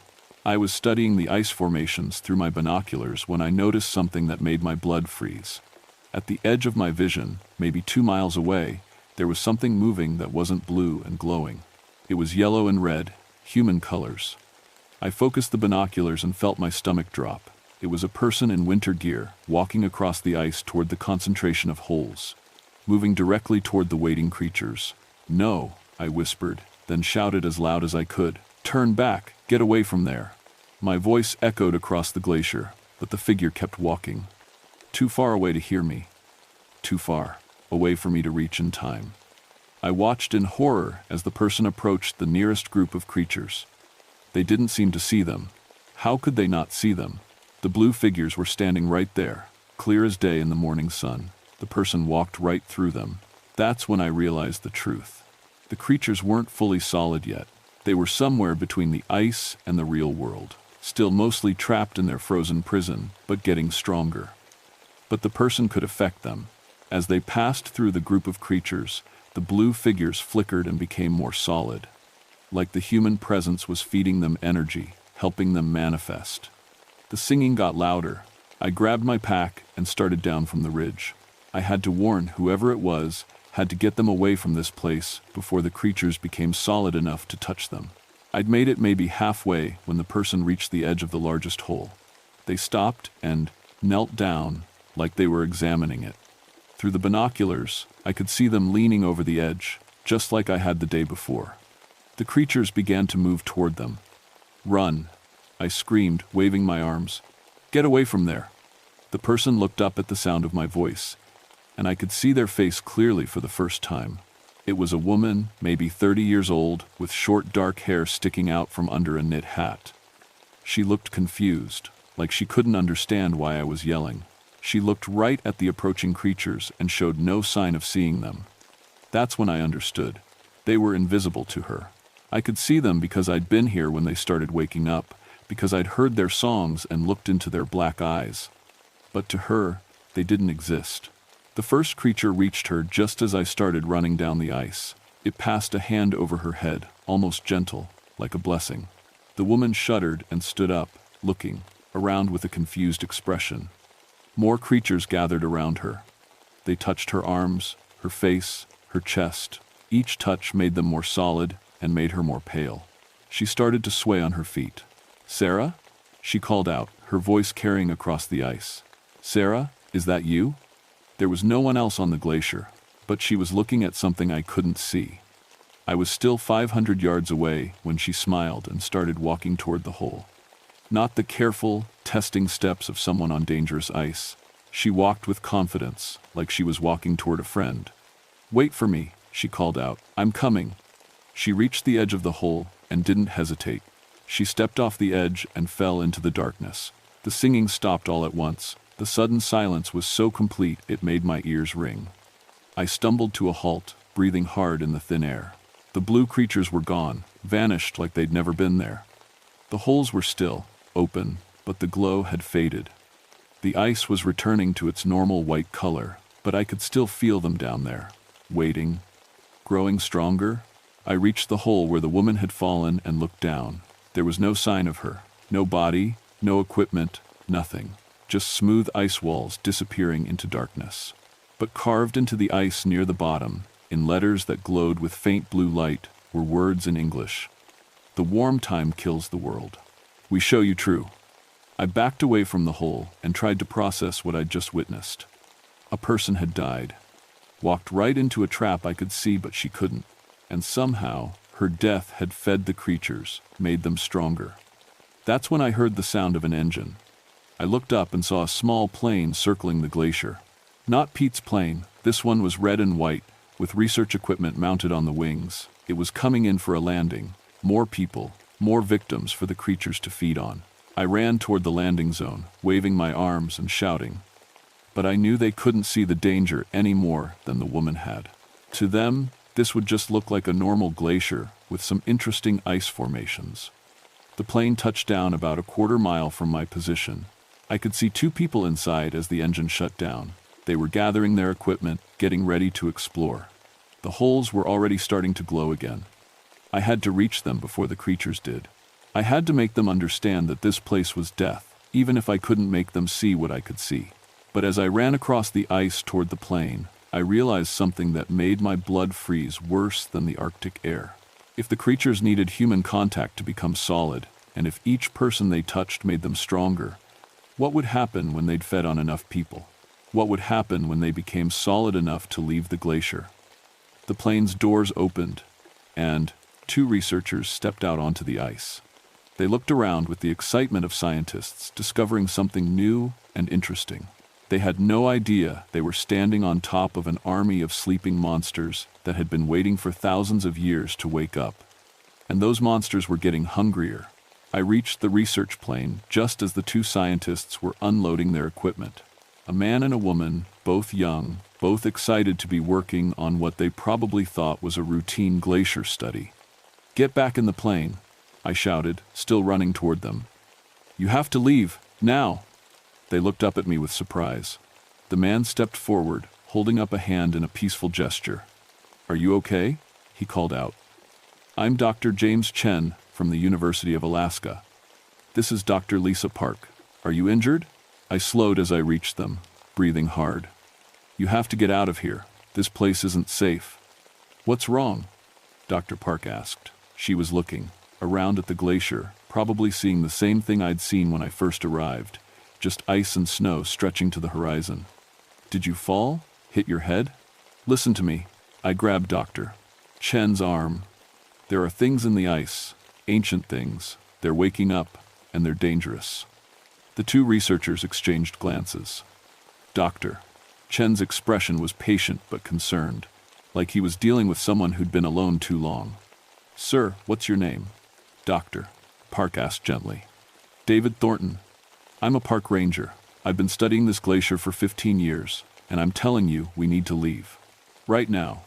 Mr. Thornton, Dr. Chen said, we flew over your camp on the way in. We saw your radio equipment. Have you been able to contact anyone? The radios don't work here. Nothing works here. Please, just get back in your plane and fly away. Dr. Park was studying my face carefully. When did you last sleep? When did you last eat? I realized how I must look to them. Unshaven, wild-eyed, talking about monsters in the ice. They thought I was having some kind of breakdown. I know how this sounds, I said, but in about 5 minutes, you're going to see holes opening in the ice around us, and things are going to come out of those holes. What kind of things? Dr. Chen asked, still using that patient tone. The Ayak people call them Yai, ice spirits. They've been frozen here since the last ice age, but something's waking them up. The climate change, maybe. The ice getting warmer. Dr. Park pulled out a radio device I'd never seen before. Base, this is Dr. Park. We've encountered a park ranger who appears to be in distress, requesting medical advice. The radio crackled to life immediately. Clear, perfect reception. Copy that, Dr. Park. What's his condition? I stared at the radio. How is that working? Standard equipment, Dr. Chen said. Sir, why don't you sit down? You look exhausted. But I wasn't listening anymore. I was watching the ice around us. The gray color was starting to spread outward from our position, like ripples in a pond. The creatures were waking up again, drawn by the presence of new victims. Dr. Park, I said quietly, I need you to do exactly what I say. Walk slowly toward your plane. Don't run, don't make any sudden movements, but get ready to take off. Mr. Thornton, look at the ice under your feet. Dr. Park looked down. Her expression changed as she noticed the gray tint spreading across the white surface. What's causing that? Them, I said. The first hole opened about 50 feet away. A perfect circle, just like before. Dr. Chen stumbled backward as the ice around his feet became transparent. What the hell? He whispered. More holes appeared. 10, 20, 50. The glacier was turning into Swiss cheese around us, and from deep in those holes, the singing began. Dr. Park grabbed Dr. Chen's arm. We need to go. Now. But it was too late. The blue figures were already climbing out of the holes. This time was different. This time, the doctors could see them. Oh my God, Doctor. Park breathed. The creatures moved with more purpose now, more intelligence. They spread out in a circle around us, cutting off our escape route to the plane. But they didn't attack. They just stood there, watching us with those infinite black eyes. The largest one, the first one I'd seen, stepped forward. When it spoke, its voice was like wind through ice caves. You will see, it said. The warm time kills everything. The ice melts, the waters rise, all the green places drown. We show you true. Dr. Chen was fumbling with scientific instruments, trying to record what was happening. This is impossible. The temperature readings, the electromagnetic signatures, shut up and listen, I said. The creature raised one blue hand, and suddenly, I wasn't standing on a glacier anymore. I was, floating above the earth, seeing it from space. But it wasn't the earth I knew. The ice caps were gone. The coastlines had moved hundreds of miles inland. Vast areas of what used to be land were covered by dark ocean water. Cities I recognized were underwater. New York, Miami, Amsterdam, Bangkok. Millions of people trying to escape the rising waters, but there was nowhere to go. The vision shifted. I saw the Malaspina Glacier, but it was different, smaller, broken. Instead of a solid wall of ice, it was scattered chunks, floating in a dark sea. This is your future, the creature said. 50 of your winters, maybe less. The vision changed again. Now I was seeing the past. The same glacier, but massive beyond imagination. Ice covering most of North America, stretching from the Arctic to what would someday be the American Midwest. And in that ice, sleeping, waiting, were millions of the blue creatures. "We are the memory of winter," the creature said. "When the great cold came, we went into the ice to wait. We thought winter would return, as it always had. But this warm time is different. This time, the ice will not come back." I was back on the glacier, standing between the two terrified researchers. The creatures were closer now, forming a tight circle around us.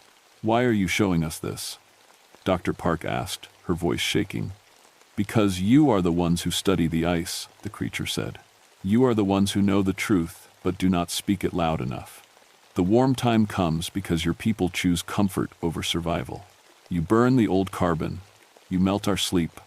Dr. Chen stepped forward, his scientific mind still working despite the terror. "You're trying to prevent climate change?" The creature's laugh was like ice breaking. "Too late for prevention. We show you the true path. Join us in the ice, sleep through the warm time, wake when winter returns." "And if we refuse?" I asked.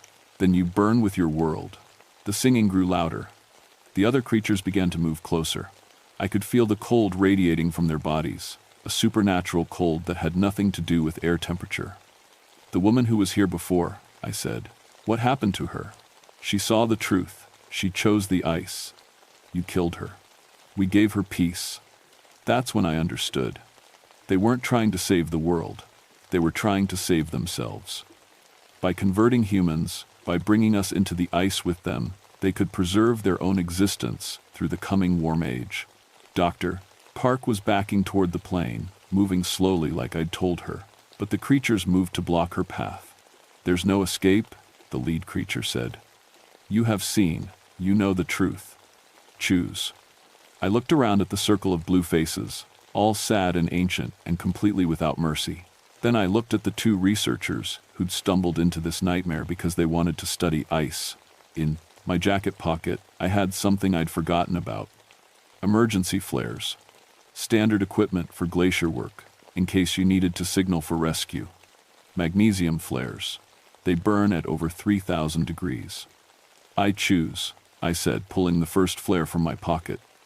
The creatures started to move toward me, but I was faster. I pulled the pin and threw the flare at the nearest one. The magnesium light hit the blue creature in the chest, and it screamed. Not with sound, but with cold so intense it felt like being stabbed with icicles. Where the flare touched, the creature began to dissolve, its ice body melting faster than should have been possible. "Run!" I shouted to the doctors. "Get to the plane!" I pulled the second flare and threw it at the creature, blocking their path. Same result, YF, screaming, melting, dissolution. The other creatures backed away from the light and heat, their forms flickering like they were struggling to maintain cohesion. Dr. Park and Dr. Chen ran for the plane. I followed, pulling my third and final flare, but the creatures were regrouping, and I could see more climbing out of the holes across the glacier, hundreds of them, maybe thousands. 3 flares against an army of ice monsters. Not good odds. The doctors reached the plane, and Dr. Chen started the engine while Dr. Park held the door open for me. I was 50 yards away when the lead creature stepped into my path. "You cannot stop what comes," it said. "The warm time will kill everything you love." "Maybe," I said, pulling the pin on the last flare. "But I'm not going quietly." I threw the flare, not at the creature, but at the largest hole behind it. The magnesium light disappeared into the depths, and for a moment, nothing happened. Then, the ice began to crack. The heat from the flare was spreading through the glacier's internal structure, causing rapid expansion and contraction. Stress fractures appeared everywhere, running in all directions like a spider web. The creatures looked around in panic as their home began to break apart. I ran for the plane as the glacier shook beneath my feet. Behind me, I could hear the creatures screaming as their ice prison collapsed. Some were falling back into the holes, others were dissolving as the temperature changes destroyed their physical forms. I dove into the plane just as Dr. Chen gunned the engine. We lifted off as the entire glacier system began to collapse beneath us. From the air, I could see the extent of the damage. Miles of ice were cracking and falling apart, creating a massive calving event that would be felt for hundreds of miles. And in the churning ice and water below, blue lights flickered and went out one by one. But not all of them. The official report said it was a seismic event. A minor earthquake triggered a massive glacier collapse in the Malaspina region. The scientists from the University of Alaska backed up my story about the ground instability and the need for immediate evacuation. They were heroes for getting us all out safely. That was 6 months ago. I retired from the Park Service the following week. 18 years of service, full pension, no questions asked. My superiors were understanding about the stress of the incident. Glacier collapse is traumatic. Sometimes rangers need time to recover. I moved to a small town in Oregon, where it's warm and dry, and as far from ice as I can get in the continental United States. I work at a hardware store now, selling screws and paint to people who are building normal lives in a normal world. But I still dream about the ice. Dr. Park and Dr. Chen published their findings about the glacier collapse. They presented it as a cautionary tale about climate change acceleration in Arctic regions. The data they collected showed temperature anomalies that couldn't be explained by normal weather patterns. They recommended increased monitoring of glacier stability throughout Alaska. They never mentioned the blue creatures. Neither did I. But sometimes, late at night, I get emails from Dr. Park. She sends me articles about strange ice formations in Greenland, unexplained holes appearing in glaciers across the Arctic, local people reporting singing sounds coming from deep in the ice. The Yai weren't just in Alaska. They're everywhere. The ice is deep and old, and as the climate warms, as more glaciers become unstable, they're waking up all over the world. Last week, I got a call from my old supervisor at the Park Service. 3 researchers had gone missing on the Juneau ice field. Their last radio transmission mentioned strange acoustic phenomena and unusual ice coloration. "I know you're retired," he said, "but we could really use someone with your experience." I told him I wasn't available. The truth is, I think about going back sometimes. I think about the woman who fell into the hole, and about all the other people who are probably walking into similar traps as the creatures spread. The Yai were right about one thing. Climate change is accelerating faster than anyone wants to admit. The ice is melting everywhere, and as it melts, ancient things are waking up. Things that remember when the world was different. Things that have been sleeping since the last ice age, waiting for their chance to ensure they'll survive the next one. But I also remember what the lead creature said. Too late for prevention. Maybe they were right about that too. Maybe the best we can do now is try to survive what's coming. I keep a box of emergency flares in my closet, just in case. Magnesium burns hot enough to melt ice, no matter how old or how supernatural. It's probably not much of a defense against an army of ice prophets, but it's something. Sometimes, on particularly cold nights, I think I can hear singing in the distance. Low and harmonious, like whale songs but older. Much older. The Yai are still out there, in glaciers across the world, still waking up, still trying to save themselves from the warm time by converting humans to their cause. Still showing people visions of the future they claim is inevitable. Maybe they're right about the future. Maybe the oceans will rise and the cities will drown and the ice will never come back. Maybe the world really is ending, one melted glacier at a time. But even if that's true, even if we're all headed for the same drowning future, I know one thing for certain. I'm not going into the ice willingly. Some people might choose the eternal cold sleep the Yai offer. Some people might decide that joining the ice prophets is better than facing an uncertain future in a warming world. But not me. I'll take the uncertain future. I'll take the risk of drowning cities and rising seas and all the chaos that climate change might bring. Because at least it's a human future. Whatever happens, the Yai can keep their prophecies and their frozen dreams. I'll stick with the warm time, as long as it lasts. Even if they're right about what's coming, even if the world really is ending, I'd rather face it with my eyes open and my feet on solid ground. Not frozen in ice, dreaming of winter, but on the coldest nights, when the wind rattles my windows in this safe, warm town far from any glacier, I still hear them singing. And I know they're still out there, waiting in the ice. Still calling to anyone brave enough or desperate enough to listen. Still offering their cold salvation to a world that's burning itself alive. The ice remembers everything, and it never forgets.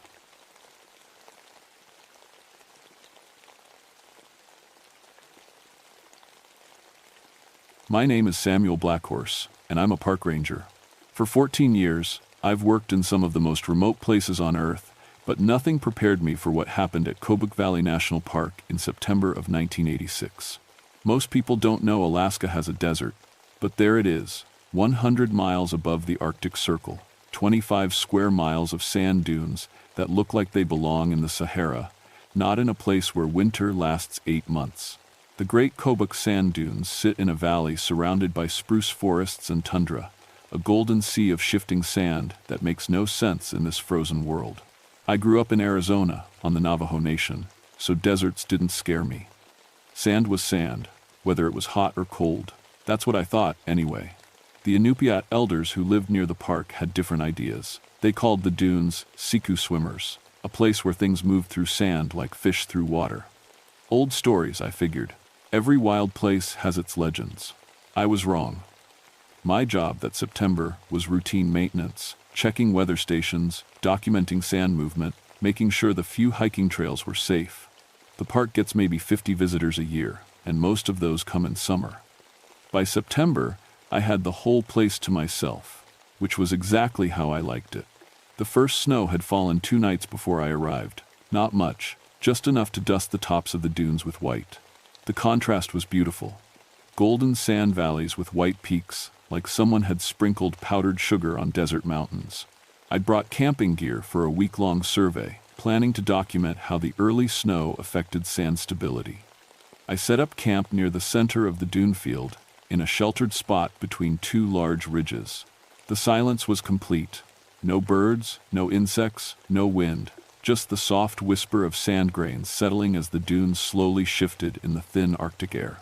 That first night, I made dinner on my camp stove, watched the aurora dance overhead. Green curtains of light rippled across the star-filled sky, reflecting off the snow-dusted sand.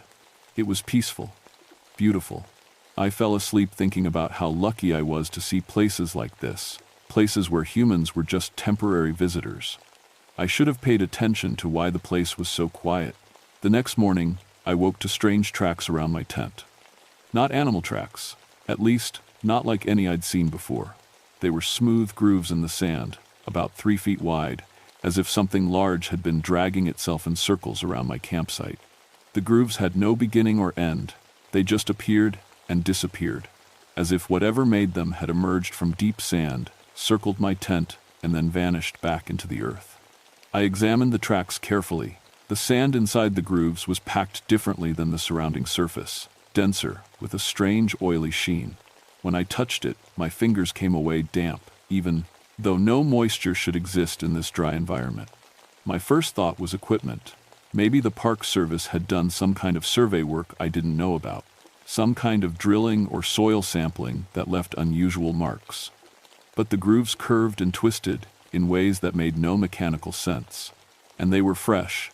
The fine layer of snow that had fallen during the night was undisturbed on either side of the tracks. I photographed everything, then followed one of the grooves to see where it led. After about 50 yards, the track simply stopped at the base of a small dune, not gradually, abruptly, as if whatever made it had dove straight down into the sand and disappeared. That's when I noticed something else. The sand around the groove's end was moving slightly, shifting and settling in tiny avalanches, as if something large was moving underneath. I knelt and pressed my ear to the surface. Deep below, I heard movement. A sliding, rushing sound, like water, flowing through underground pipes. But this was sand, not water. Sand doesn't flow like that. Sand doesn't move in currents and streams 30 feet below the surface. I stood up quickly, suddenly aware of how isolated I was. The nearest town was 80 miles away. The nearest person was probably twice that distance. If something happened to me out here, it would be weeks before anyone came looking. But I'm a scientist, a professional. Weird tracks and underground sounds didn't mean anything supernatural was happening. There had to be a logical explanation. Underground water flow, maybe. Or some kind of geological process I didn't understand. The Arctic had strange permafrost patterns that could create unusual ground movement. I decided to continue my survey work and keep documenting anything unusual. That was my job, to observe and record, not to run from things I didn't immediately understand. I wish I had run. The second day, I climbed to the top of the highest dune to get photos of the entire area. The view was incredible. Rolling waves of sand stretching to the horizon, broken only by patches of snow and the dark line of spruce forest in the distance. But as I stood there, adjusting my camera, I noticed something that made my stomach drop. The tracks weren't just around my campsite, they were everywhere. From this height, I could see dozens of the smooth grooves crisscrossing the dune field like a giant highway system. They ran in long curves and spirals, connecting areas of disturbed sand that looked like feeding grounds. That was the only way I could describe them. Circular areas where the sand was churned and mixed, as if something had been thrashing around beneath the surface. I spent the rest of the morning following the track system, mapping it in my notebook. The pattern was too organized to be natural, too purposeful to be random geological movement. Whatever was making these tracks was intelligent. That afternoon, I was taking soil samples from one of the churned areas when I found the first body. It was a caribou, or what was left of one. The animal was buried in sand up to its neck, but it hadn't died from suffocation. Its body was completely drained, not of blood, but of moisture. The carcass was mummified, dried to leather and bone, as if it had been in the desert for months instead of days. But the strangest part was its position. The caribou was standing upright, legs planted firmly in the sand, as if it had been grazing when something grabbed it from below and held it there while it died. The animal's eyes were gone, leaving empty sockets filled with sand. Its mouth hung open in what looked like a final scream. I photographed everything, then tried to excavate around the body to see how deep it went. The sand was packed hard as concrete around the animal's legs. When I finally managed to dig down a few feet, I found something that made me drop my shovel and back away. The caribou's legs were wrapped in some kind of organic material, thick, muscular coils that looked almost like tentacles or enormous earthworms. The coils were still slightly warm to the touch, and they contracted when I prodded them with a stick. Whatever had killed this animal was still attached to it, still down there in the sand, waiting. I grabbed my gear and moved away from the site quickly. But as I walked, I felt vibrations under my feet, deep thrumming movements that seemed to follow my footsteps. Something large was pacing me from below, tracking my movement across the surface. I stopped walking. The vibrations stopped. I took a step forward. The thrumming resumed. For the next hour, I played this terrifying game of tag with something I couldn't see. Every time I moved, it moved. Every time I stopped, it stopped. It was learning my patterns, staying directly underneath me, no matter which direction I went. Finally, I couldn't stand it anymore. I started running toward my campsite, sprinting across the soft sand as fast as I could manage. Behind me, the ground erupted in a line of sand spouts as something massive surged through the dunes, chasing me like a shark following a swimmer. I reached my tent and dove inside, zipping the entrance shut as if canvas could protect me from whatever was out there. For long minutes, I sat in the dark, listening to the sound of sand sliding and shifting around my campsite. Something was circling the tent, just below the surface. Then everything went quiet. I waited until dark before venturing outside. The tracks around my tent had multiplied.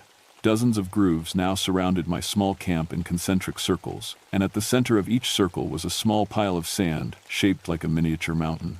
I approached one of the piles carefully. As I got closer, I realized it wasn't just sand. Mixed in with the grains were small bones, bits of fur, and what looked like pieces of antler. These were feeding sites. Whatever lived down there was bringing its kills to these spots and processing them somehow. That night, I didn't sleep. I sat in my tent with my flashlight, listening to the sounds of movement all around me. Sliding, rushing, digging sounds that seemed to come from everywhere at once. Whatever was down there wasn't just one creature. It was many of them, and they were getting more active as the temperature dropped. Around 3 a.m, something touched the bottom of my tent. I felt it through my sleeping bag, a gentle pressure, as if something was prodding the tent floor from underneath. The pressure moved slowly along the length of my body, pressing up against my back, my legs, my head. Something was examining me through the thin barrier of canvas and sand. Then I heard it speak, not in English, not in any human language, but somehow I understood the meaning. It was asking me a question: what are you doing in our hunting ground? I didn't answer. I couldn't answer. I just lay there, paralyzed with fear, as the voice spoke again.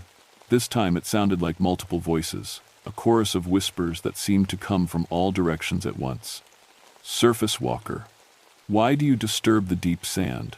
Why do you mark our feeding grounds with your strange tools? Somehow, I found my voice. I'm a park ranger. I'm just doing my job. The pressure under my tent shifted, and I heard what might have been laughter, a sound like wind through dry leaves. Rangers guard things. What do you guard from us? I don't guard anything from you. I study the dunes, I take pictures and measurements. I don't hurt anything. The voices were quiet for a long time. Then, you smell of other places, hot sand, bright sun. You know desert things, but you do not know cold sand things. You do not know the Siku swimmers. Siku swimmers? We who move through winter sand, as others move through summer water. We who sleep deep when the earth is hard, and hunt when the snow makes the sand soft. You walk on our roof. You wake us early. I tried to process what I was hearing. Were these things claiming to be the creatures from Inupiat legends, ancient spirits that lived in the sand dunes? I didn't know, I said. I didn't mean to wake you up. I can leave. Too late, the voices whispered. You have seen our work. You have marked our feeding grounds with your picture box. You carry knowledge of us to the outside world. The pressure under my tent was getting stronger, as if multiple creatures were pushing up from below. The canvas was starting to stretch and tear. Others have come before you, the voices continued. Others who walked on our roof and saw our work. They learned the deep sand ways. They learned to swim down instead of walking up. I thought about the caribou with its legs wrapped in muscular coils, slowly drained of life while held upright in the sand. That's what they meant. That's what happened to people who learned too much about the Siku swimmers. The tent floor tore open with a sharp, ripping sound. I rolled out of my sleeping bag and grabbed my backpack, not bothering to pack anything except my camera and notebook. Behind me, thick, serpentine shapes were pushing through the hole in the tent floor. Glistening, sand-covered coils that moved with impossible grace through the loose sand. I ran. The moon was bright enough to navigate by, and I headed toward the edge of the dune field, where the sand met solid ground. Behind me, I could hear the entire campsite being torn apart. My tent collapsed with a soft whoosh, followed by the sound of equipment being dragged down into the sand. But the real terror was what I felt under my feet as I ran. The vibrations were getting stronger, coming from multiple directions. The Siku swimmers weren't just chasing me, they were surrounding me, coordinating their movements like a pack of wolves. The sand ahead of me erupted in a fountain of white and gold as something massive breached the surface. For a split second, I saw it clearly in the moonlight, a creature that looked like a cross between a giant earthworm and a sea serpent, 30 feet long and covered in overlapping scales that gleamed like wet sand. Its head was eyeless, but lined with sensing organs that twitched and moved as it tasted the air. The creature dove back into the sand before I could get a good photo, but its emergence had shown me something important. These things could only surface for short periods. They needed the sand like fish needed water. I changed direction, heading for a rocky outcrop I'd seen earlier. If I could reach solid ground, maybe I'd be safe. More creatures breached around me as I ran, their movements creating a wave effect in the sand like dolphins playing in the wake of a boat. There were at least 6 of them, possibly more. They seemed to be hurting me, cutting off escape routes and forcing me toward the center of the dune field. I realized with growing horror that I was being driven toward one of the large feeding areas I'd mapped earlier, a place where the sand was churned and mixed, perfect for pulling prey down into the deep layers where the Siku swimmers could feed in safety. The ground under my feet was getting softer, more yielding. Each step sank deeper into the sand, making it harder to run. Soon I was struggling through sand up to my knees, then my waist. The creatures had stopped chasing me because they didn't need to anymore. I was trapped in their feeding ground, slowly sinking into sand that behaved more like quicksand than the solid surface I'd been walking on all week. That's when I remembered something from my childhood in Arizona. My grandfather had taught me about desert survival, including how to escape from sand traps and flash flood deposits. The key was not to fight the sand, but to work with it. I stopped struggling and spread my body weight as evenly as possible, like floating on water. Instead of trying to climb out, I rolled sideways toward firmer ground, moving slowly and steadily without creating vibrations that would attract the creatures below. It worked. Gradually, I made my way to the edge of the feeding area, where the sand was more stable. But as I pulled myself onto firmer ground, I felt something grab my ankle. A thick, muscular coil had wrapped around my leg and was trying to pull me back into the soft sand. I could see the creature's body partially emerged from the surface. Scales that shifted color to match the sand and snow, powerful segments that contracted and expanded as it tried to drag me down. I grabbed a handful of snow from a nearby drift and pressed it against the creature's body. The reaction was immediate and violent. The coil released my ankle, and the creature thrashed wildly, diving deep into the sand to escape the cold moisture. Steam rose from where the snow had touched its scales. Water. They were vulnerable to water. I filled my water bottle with snow and melted it with my body heat as I continued toward the rocky outcrop. Every time I felt vibrations under my feet, I poured a small amount of water onto the sand. The creatures would retreat immediately, giving me space to keep moving. But I was running out of snow, and dawn was still hours away. I reached the rocky outcrop just as my water ran out. The stone was old granite, worn smooth by thousands of years of wind and weather. Most importantly, it was solid ground, where the Siku swimmers couldn't reach me. I climbed to the top and looked back across the dune field. In the moonlight, I could see the sand moving in patterns that looked almost like a slow-motion whirlpool. The creatures were circling below the surface, waiting for me to come back down. That's when I understood what the Inupiat elders had been trying to tell people all along. The Great Kobuk Sand Dunes weren't just a geological formation. They were a habitat, an ecosystem as complex and dangerous as any coral reef or rainforest. And humans were not welcome. The Siku swimmers had evolved to live in this unique environment where desert conditions existed in an Arctic climate. They hunted during the brief periods when snow made the sand soft and mobile, then went dormant during the harsh winter months when everything froze solid. I had arrived at exactly the wrong time, when they were most active and most hungry. As I sat on the rock, reviewing my notes and photos by flashlight, I heard the voices again. But this time they sounded different, less threatening, more curious. Surface walker, you swim in air instead of sand. How do you float above the deep places? I looked around but couldn't see any creatures. They were speaking from somewhere below the rock, probably in underground tunnels that connected the entire dune system. I don't swim in air, I said. I walk on solid ground, on rock and dirt and hard surfaces. Show us, the voices whispered. Show you what? Show us how surface things work. You have the picture box. You take images of our work. Show us images of your work. I realized they wanted to see my photographs. They were intelligent enough to understand what a camera was, even if they'd never seen the pictures it produced. With shaking hands, I took out my camera and looked through the developed photos I'd taken over the past 2 days. The strange tracks, the feeding sites, the dried caribou carcass, evidence of their existence that no one would believe without seeing. These show your hunting grounds, I said, holding up the photos. Your tracks and feeding areas. The sand around the base of the rock began to move in agitated patterns. You will take these to other surface walkers, the voices said. You will bring many others to see our roof. Our hunting will be disturbed. Our sleep will be broken. No, I said quickly.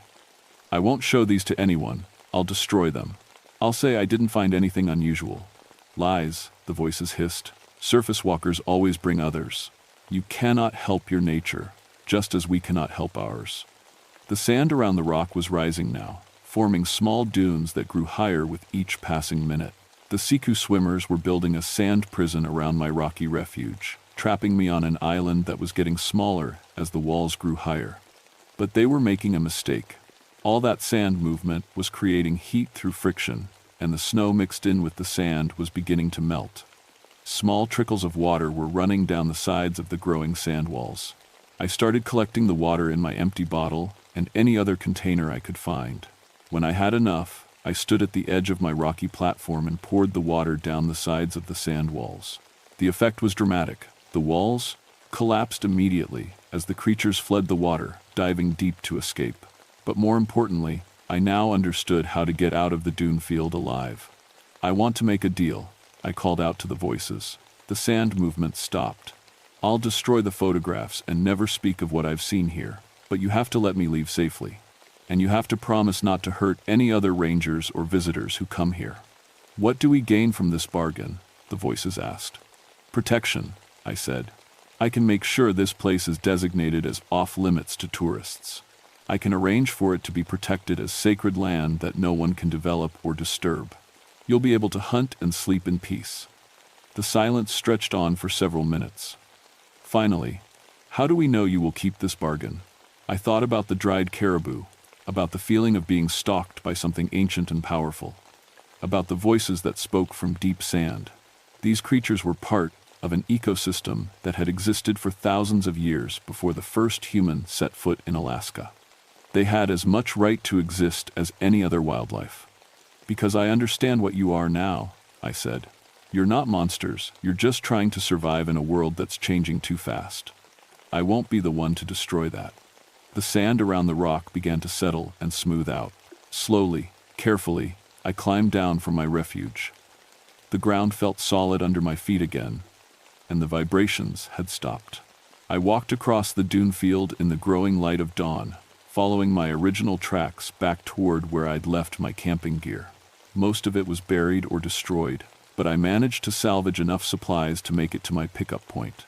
As I reached the edge of the dunes, I stopped and looked back one more time.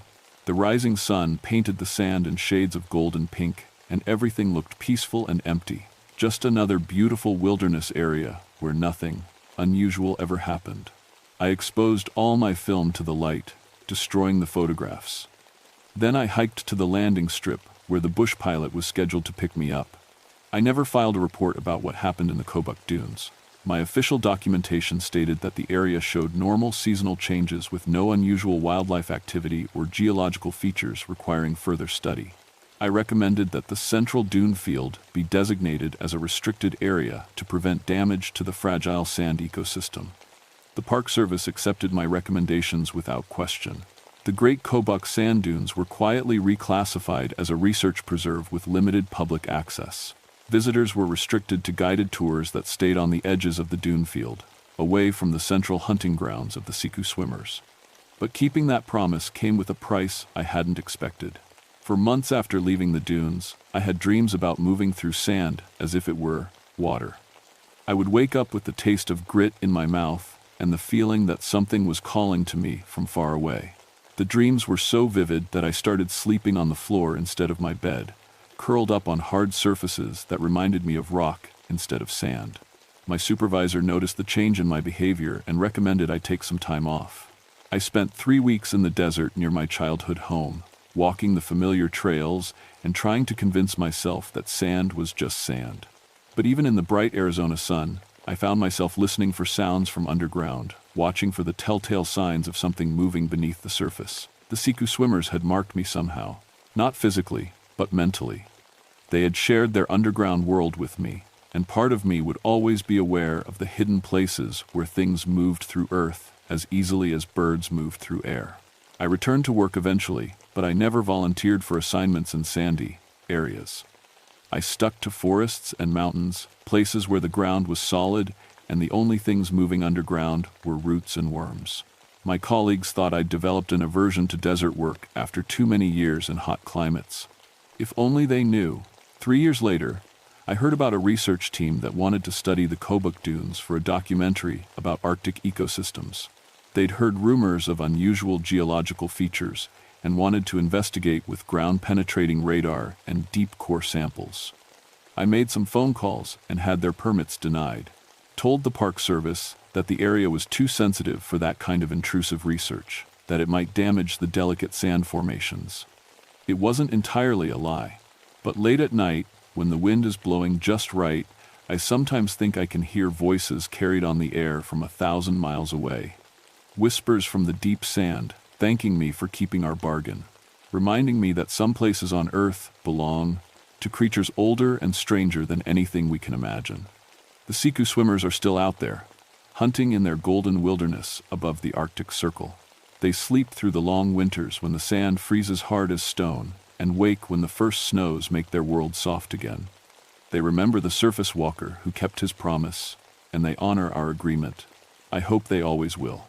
Because sometimes, on nights when I can't sleep, I find myself planning a return trip to the Kobuk Dunes. Not as a ranger this time, but as something else. As someone who understands that there are different ways to move through the world, different ways to swim through substance and space. The dreams are getting stronger, the call is getting harder to ignore, and I'm starting to wonder if I really escaped from the sand dunes that September morning, or if I just convinced myself I had. The Siku swimmers are patient hunters. They can wait years for their prey to come to them willingly. I think I'm beginning to understand what that means.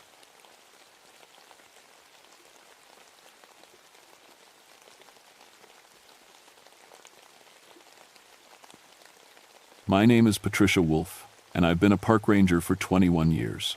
People call me Pat. I work in Alaska's Chugach State Park, where the mountains rise like sleeping giants around Anchorage. Most folks think being a ranger means watching campfires and giving directions. For me, it's different. I listen to sounds. I used to be an acoustic engineer before I came here. Worked in Seattle, designing sound systems for concert halls. But after my divorce, I needed space. Alaska gave me that. The Park Service needed someone who understood how sound moves through mountain valleys. They got me. The Chugach Mountains are strange for sound. The valleys act like giant speakers, bouncing voices for miles. I've heard conversations from campers 3 valleys over. Ravens calling from peaks that look empty. Even my own voice coming back to me 10 minutes after I spoke. The local Dena'ina people have stories about these mountains. They talk about Geli, echo spirits that live in the rocks. Old Henry Wasili, who guides hunters through here, told me about them once. Voices that call from empty places. He said, they sound like people you know, but when you follow them, you never come back. I always smiled and nodded. Engineers believe in facts. Sound waves, frequency, amplitude. Not ghost stories. October came early in 1989. Snow fell in the high passes while the valleys still held green. I was making my weekly rounds through the Eagle River drainage, checking trail markers and weather stations. The forecast showed big storms coming from the Gulf of Alaska. 3 days of rain and wind. After that, winter would lock down the backcountry until spring. My truck radio crackled as I drove up the old mining road. Ranger Wolf, this is base. You copy? I copy, Sarah. What's up? Got a report of missing hikers, 2 college kids from UAA. Last seen Tuesday heading up Eagle River Trail. Parents are worried. Tuesday was 3 days ago. Any idea how far they went? They filed a plan to reach Echo Lake. 5-day trip. Echo Lake sits 12 miles back in the mountains. Deep country. The trail follows Eagle River through 3 major valleys, each one shaped like a bowl. Sound carries weird in those places. I'd recorded echoes there that lasted 30 seconds. Long enough to have a conversation with yourself. I'll head up and check, I told Sarah. Weather's turning, so if they're stuck somewhere. Be careful, Pat. Henry Wasili called this morning. Says the mountains are talking wrong lately. I almost laughed. Henry's grandfather was a shaman, and Henry grew up hearing every story the old people told. But he'd guided hunters and climbers for 40 years without losing anyone. If Henry thought something was strange, I paid attention. I loaded my pack with extra food, medical supplies, and my portable weather radio. My acoustic equipment went in too, a directional microphone, portable recorder, and frequency analyzer. If I found the hikers injured and couldn't reach them, sound might be my best tool for communication. The Eagle River Trail starts gentle. It follows the valley floor through spruce and birch forest. The river runs clear and cold, talking to itself over granite stones. Normal sounds, bird calls, wind in trees, water over rocks. The kind of audio landscape I'd mapped dozens of times. 2 miles in, I found their first campsite. Clean spot by the river, fire ring properly built, no trash, good kids. The ashes were 3 days old, which matched their timeline. Boot prints in the mud showed 2 people, one bigger than the other, size 9 and size 7, both wearing hiking boots with deep tread. The prints headed upstream. The temperature was dropping. My breath started showing in small puffs. The sky looked gray and heavy, like snow was building up there. I needed to find these kids before the storm hit.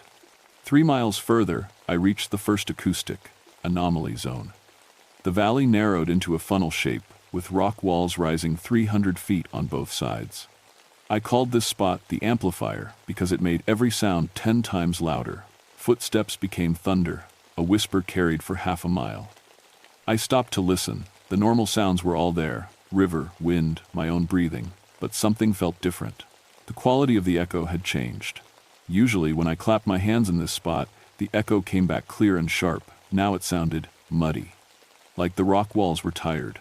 I recorded a few test sounds and played them back through my headphones. The frequency analysis looked normal. Maybe I was imagining things. The stress of looking for lost hikers could play tricks on your mind. But as I packed up my equipment, I heard something that made me freeze. Pat, is that you?" A woman's voice, coming from up the trail, clear as day, like someone standing 50 feet away. But I could see the trail for a quarter-mile ahead, empty, nothing but rocks and trees. "Hello?" I called back. "Where are you?" "Nothing, just the river and wind." I waited 5 minutes, listening hard. Sometimes voices carry strange in these mountains. Sound can bounce off rock faces and come from directions that don't make sense. But I knew every acoustic trick in this valley. That voice had been close. Too close. I checked my watch. 2 o'clock, 4 hours of daylight left, and I still had 9 miles to cover. The hikers might be hurt, might be waiting for help. I couldn't waste time chasing phantom voices. But as I started walking again, part of my engineer brain stayed alert. Sound doesn't lie. Energy doesn't create itself. If I heard a voice, something made that voice. The question was what? The trail climbed steeper as I moved deeper into the mountains. Eagle River carved its way through granite cliffs that rose like cathedral walls. Every sound echoed. My boots on stone, the zip of my bring jacket, even my breathing. The acoustic signature kept changing as the valley shape shifted. Wide spots swallowed sound. Narrow chokes amplified everything. 4 miles in, I found their second campsite. This one looked different. The fire ring was built wrong, too big. Stones scattered like someone had kicked them. Their tent had been set up in a spot that would catch wind and water if it rained. These same kids who'd made a perfect camp 2 days earlier had suddenly forgotten everything they knew about wilderness camping. I knelt by the cold fire pit. The ashes were 2 days old, but something white caught my eye in the char. Paper. I pulled out a partially burned notebook page.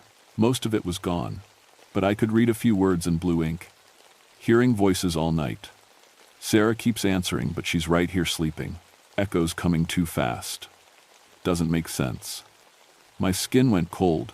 Sarah was one of the hikers, a girl, and she was hearing voices too. I checked the ground around their campsite more carefully. 2 sets of boot prints led away from the site, but they didn't follow the trail.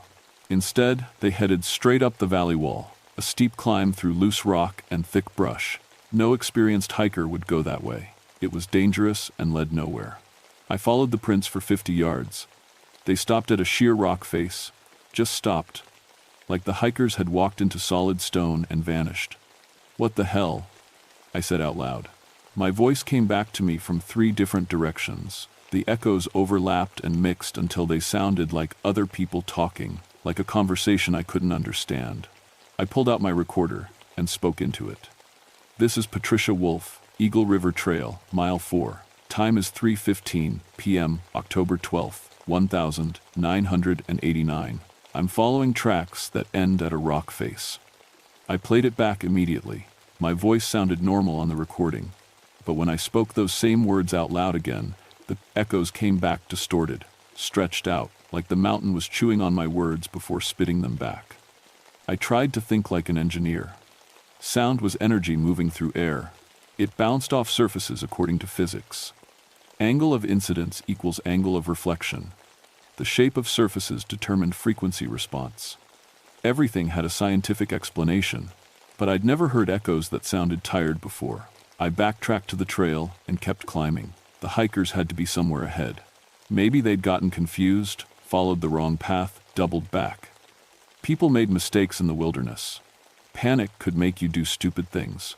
At mile 6, the trail entered the second acoustic zone. The valley opened into a huge natural bowl, maybe a mile across. Steep walls rose on all sides, creating what acoustic engineers call a parabolic reflector. It focused sound like a satellite dish. I'd tested this spot before and measured echoes that lasted 45 seconds. The silence hit me first. No river sounds. Eagle River split into small creeks up here, too quiet to hear.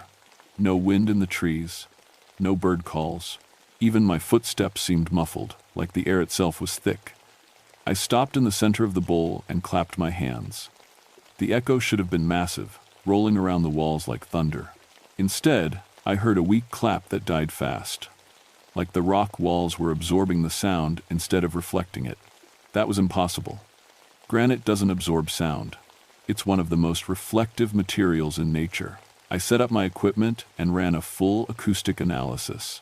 The frequency response looked normal on my instruments. But when I generated test tones through my speaker, they sounded flat and dead, like playing music in a padded room. Test tone, 440 Hz, I said into my recorder. The playback sounded fine through headphones. But when I spoke the same words out loud, something answered from across the bowl. Test tone, 440 Hz. My voice, but not my voice. Same words, same rhythm, but the tone was different, colder. Like someone had recorded me speaking and played it back through a broken radio. I keyed my radio. Bass, this is Ranger Wolf. Do you copy? Static. Nothing but white noise. Bass, this is Patricia. Can anyone hear me? More static. The radio worked fine 3 miles back. Now it was dead. GPS units could fail in deep valleys, but radios usually worked unless the weather was really bad. The sky was gray, but no storm yet. I was truly alone out here. No communication, no backup, and the acoustic environment was behaving like nothing I'd studied in 21 years. Then I heard the voices. Pat, up here. A man's voice, coming from the south wall of the bowl. Clear and urgent, like someone in trouble. Pat, we're hurt. A woman now, from the north wall. Different direction entirely. I turned in a slow circle, scanning the cliff faces, through binoculars. Nothing. No movement, no people, no place where anyone could be calling from. The voices sounded close, maybe 200 yards, but the nearest ledge where someone could stand was half a mile up sheer rock. Where are you? I shouted. Here, can't you see us? The man's voice again, but this time from directly overhead. I looked up at empty sky and cloud. We're hurt bad, please help. The woman, now from behind me. I spun around. Still nothing. My hands were shaking as I pulled out my recorder. I had to document this. Evidence. Proof that something impossible was happening. Time is 4:30 p.m. I'm hearing voices from multiple directions, but visual contact is negative. Voices claim to be injured hikers, asking for help. I played it back through headphones. My voice was steady, professional. But as soon as I spoke those words out loud for real, the answers came. Pat, don't leave us. We're dying up here. Why won't you help? Us? The voices were getting closer. Clearer. They sounded exactly like real people in real distress. My training said to follow voices, to help anyone who needed rescue. But my eyes said no one was there. I forced myself to think like an engineer. Sound waves could be reflected and refocused by rock formations. Maybe the voices were coming from miles away, bounced and concentrated by the bowl shape. Maybe the real hikers were calling for help from somewhere I couldn't see. But that didn't explain why my radio was dead, or why my test equipment was reading normal while my ears heard impossible things. I started walking toward the trail that led out of the bowl. Whatever was happening here, I needed to get to higher ground, restore radio contact, call for backup. Pat, don't go. The woman's voice again, right behind me now. So close, I should feel her breath on my neck. I didn't turn around. I kept walking, boots crunching on gravel, heart hammering against my ribs. Something was very wrong in this valley. Something that had nothing to do with missing hikers, or weather patterns, or acoustic anomalies. The old Denaina stories whispered in the back of my mind. Geli, echo spirits, voices that call from empty places. But I was a scientist. I believed in facts. At least, I used to. The trail up from the bull was steep and narrow. I climbed fast, trying to put distance between myself and those impossible voices. My lungs burned in the thin air, but I didn't slow down. Something in that acoustic bowl had been wrong in ways my training couldn't explain. At 5,800 feet, I reached a small plateau where the trail split. One path led to Echo Lake, still 3 miles ahead. The other curved around the mountain toward a series of smaller valleys. According to my topo map, both paths eventually connected near the lake. I stopped to check my radio again, still dead. But my GPS was working. It showed my exact position on the digital map. Battery levels were fine on all my equipment. Nothing was broken. The radio just wouldn't transmit or receive. I pulled out the partially burned notebook page I'd found at the hiker's second campsite. In daylight, I could read a few more words. Sarah keeps answering, but she's right here sleeping. Echoes coming too fast. Doesn't make sense. They know our names. They know our names. My mouth went dry. I'd been assuming the voices were just some kind of acoustic phenomenon. Sound waves behaving strangely in the mountain valleys. But acoustic anomalies don't know people's names. I folded the paper and put it back in my pocket. The smart thing would be to head back down the mountain, get to a place where my radio worked, call for backup, let a full search and rescue team handle this. But 2 college kids were still missing. If they were hurt, they might not survive another night. The temperature was dropping fast, and the storm would hit by morning. I chose the main trail toward Echo Lake. The path followed a narrow ridge between 2 deep valleys. On my left, Eagle River carved its way through granite walls. On my right, a smaller drainage called Whisper Creek wound through dense forest. I'd named it Whisper Creek because of how sound carried there. The creek bed acted like a natural speaking tube, carrying voices for miles. As I hiked, I started hearing things again. Not the clear voices from the bull, but softer sounds. Whispers. Conversations just at the edge of understanding. They seemed to come from Whisper Creek Valley, floating up through the trees. I stopped every few minutes to listen. The sounds were definitely human voices, but too distant to make out words, like hearing a party through a wall. Normal sound carries strangely in mountains, I told myself. Campers in the valley below, their voices bouncing up the rock walls. But I could see down into Whisper Creek Valley through my binoculars. No camps, no people. No signs of human activity at all.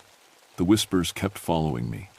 At mile 8, I found something that stopped me cold. A piece of bright orange fabric tied to a tree branch. Standard trail marker, but not one of mine. The Park Service used yellow markers. Search and rescue teams used red. I untied the fabric and examined it. High-quality nylon, the kind used in expensive outdoor gear. One corner was torn and stained with something dark. Not mud. Blood. More orange markers appeared every 100 yards along the trail.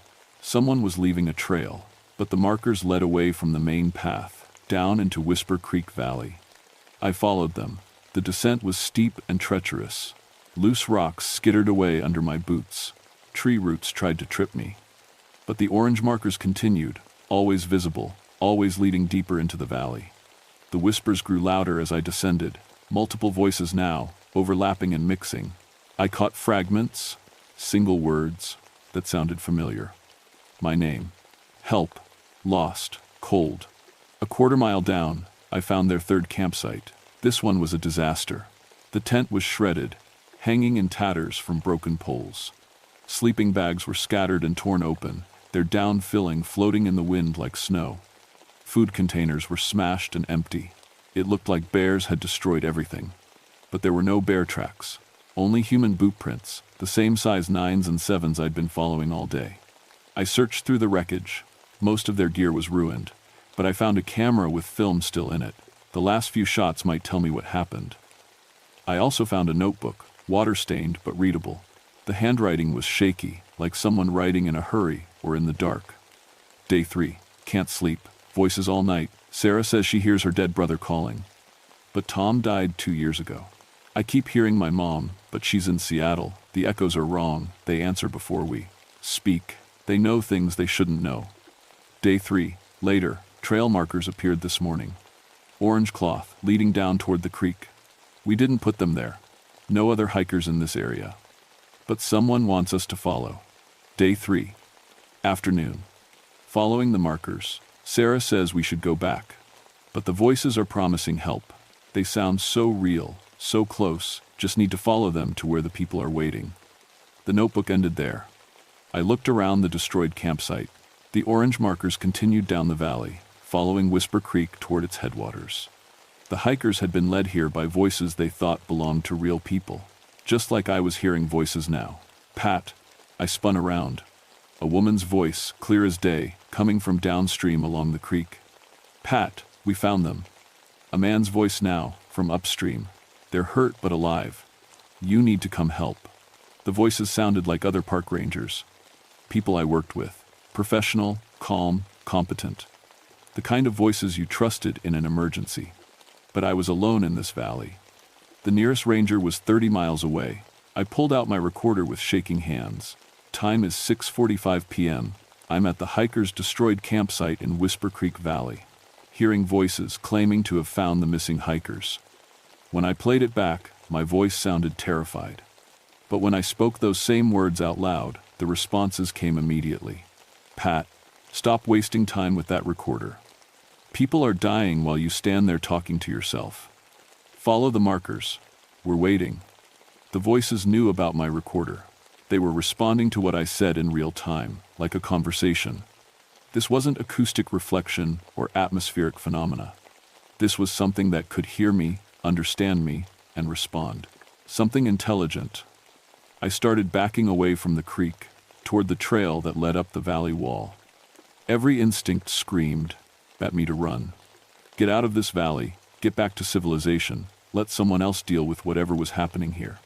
But as I turned to climb, I saw something that made me freeze. Fresh orange markers, leading up the opposite side of the valley, a path I hadn't seen on my way down. And at the tree line, maybe half a mile up the slope, 2 small figures in bright clothing, moving slowly like people who were hurt. The missing hikers. There, called a voice from the creek. Do you see them now? I raised my binoculars. 2 people, definitely. One in a red jacket, one in blue. Moving carefully across a steep meadow, heading for what looked like a cave entrance in the cliff face. They're hypothermic, said another voice. Need medical attention immediately. Follow the markers, Pat. We'll guide you. I looked at the fresh orange trail markers leading up the valley wall. They hadn't been there when I descended. I was sure of it, but now they glowed bright against the green forest, a clear path to where the hikers were struggling across the meadow. My training said to go. People needed help. That's what rangers did. But something Henry Wassily had told me echoed in my mind. When you follow them, you never come back. The figures on the mountainside stopped moving and turned toward me. Too far away to make out faces, but I could see them waving, calling for help in voices that carried clearly across half a mile of open valley. Pat, hurry, we're so cold. Please don't leave us. I had to choose. Follow my training and try to rescue the hikers, or trust the growing certainty that something was hunting in these mountains, something that used human voices as bait. The storm clouds were building overhead, temperature dropping fast. In 2 hours it would be full dark. I started climbing toward the orange markers, because even if the voices were lies, those 2 figures on the mountainside looked real. And I couldn't live with myself if I let 2 college kids die because I was afraid of ghost stories. The Geli had found their perfect trap. They were using my own duty, my own compassion, against me, and it was working. The climb toward the orange markers was brutal. The valley wall rose at a 40-degree angle through loose scree and thick brush. Every step sent rocks skittering down behind me. My lungs burned, and sweat soaked my shirt despite the cold air. But I kept climbing because the figures on the mountainside were real. Through binoculars, I could see them clearly now, a young man in a red jacket, a young woman in blue. They moved slowly, helping each other across the steep meadow. No question, these were the missing UAA students. The orange markers led me on a zigzag path up the slope. Whoever placed them knew the mountain well. They found the safest route through dangerous terrain, avoiding cliffs and rockslide areas. But I hadn't seen anyone place these markers. They'd appeared like magic. Good, Pat, you're almost there. The voice came from above me. A Park Service radio voice, professional and calm. But when I looked up, I saw only rock and trees. They're in bad shape, hypothermia and exhaustion. Another voice, this one sounding like Dr. Martinez from the Anchorage Medical Center. Someone who'd know about cold weather injuries. But Dr. Martinez was 30 miles away in his warm office. Keep following the markers. We'll have them stabilized by the time you arrive. The voices were coordinated now. Multiple speakers, all claiming to be rescue personnel who'd somehow reached the hikers ahead of me. But I was the only ranger in this area. No other teams were responding to this call. I reached the tree line as the last daylight faded. The temperature had dropped below freezing. My breath came out in thick clouds. Snow began falling, light flakes that melted on my jacket. Ahead, the two hikers had reached what looked like a cave entrance in the cliff face. A natural shelter from the storm. Smart move if they were hypothermic. "Pat, over here!" The woman in blue was waving at me from the cave mouth. Her voice carried clearly across the meadow, even though she was 200 yards away. At this distance, in this wind, I shouldn't be able to hear normal speech. I approached carefully, all my senses on high alert. The acoustic environment was wrong again. Too quiet, despite the wind. Too clear, despite the distance. Sound was behaving impossibly. The cave entrance was bigger than it looked from below. 8 feet high, 12 feet wide, disappearing into darkness. The two hikers sat just inside, wrapped in sleeping bags. They looked exhausted but alive. "Thank God you found us," said the young man in red. "I'm Jake, this is Sarah. We got lost 3 days ago." Sarah nodded weakly. "Followed some trail markers that led us down into the wrong valley. Been trying to find our way back, ever, since. They looked real, they sounded real. Every detail was perfect. The right ages, the right gear, the right level of exhaustion for people who'd been lost in the wilderness. But something was wrong with their eyes. In the dim light, they looked too bright, too reflective, like animal eyes caught in headlights. "We need to get you down to medical care," I said, unslinging my pack. "Can you walk?" "We think so," Jake said. "But there's something you need to know first." "The voices," Sarah added. "They're not what you think." I froze with my medical kit half open. "What do you mean?" Jake pointed deeper into the cave. "There are others back there, people who followed the voices, just like us, just like you. They've been here a long time," Sarah whispered. My flashlight beam played across the cave walls as I stepped deeper inside. The passage opened into a larger chamber, maybe 30 feet across. And there, scattered around the walls, I saw them. Bodies. Dozens of bodies. Some recent, some old enough to be just bones and scraps of clothing. Hikers, hunters, climbers, all arranged in sitting positions with their backs against the cave walls, facing inward like they were listening to something. My light found faces, frozen in expressions of concentration. Some still had flesh, preserved by the cold and dry air. Others were skulls with empty sockets. But all of them had their mouths open, like they'd been speaking when they died. "Jesus Christ," I breathed. "The voices brought them here," Jake said behind me. "Just like they brought us, just like they brought you." I spun around, raising my flashlight. Jake and Sarah hadn't moved, but their eyes reflected the beam like mirrors. Bright silver discs where pupils should be. "You're not real," I said. Sarah smiled, and her teeth looked too sharp. "We're as real as sound waves, Pat. As real as echoes. As real as the voices you've been hearing all day." The truth hit me like cold water. The Geli weren't spirits that lived in rocks. They were entities made of sound itself, parasites that fed on acoustic energy, that could create perfect audio illusions. They'd been calling to me all day, learning my voice, studying my reactions. "The bodies," I said, backing toward the cave entrance. "What happened to them?" "They listened," Jake said, his voice shifting into something deeper. "Older. They followed the voices until they found us. And then they stayed. Fed us," Sarah added, her voice becoming a harmony of multiple tones. "Their life energy, channeled through sound, through speech and breath and heartbeat. I could see it now. The acoustic properties of this cave were perfect for sound amplification. The Geli had found a natural resonance chamber where they could concentrate and feed. Every person they lured here became another voice in their collection." "That's how we knew your name," the thing wearing Jake's appearance said. We learned it from the others. From Henry Wassely's grandfather, who came here in 1952, from the hunting party that followed Voices in 1967, from the geology students who heard their professor calling in 1981.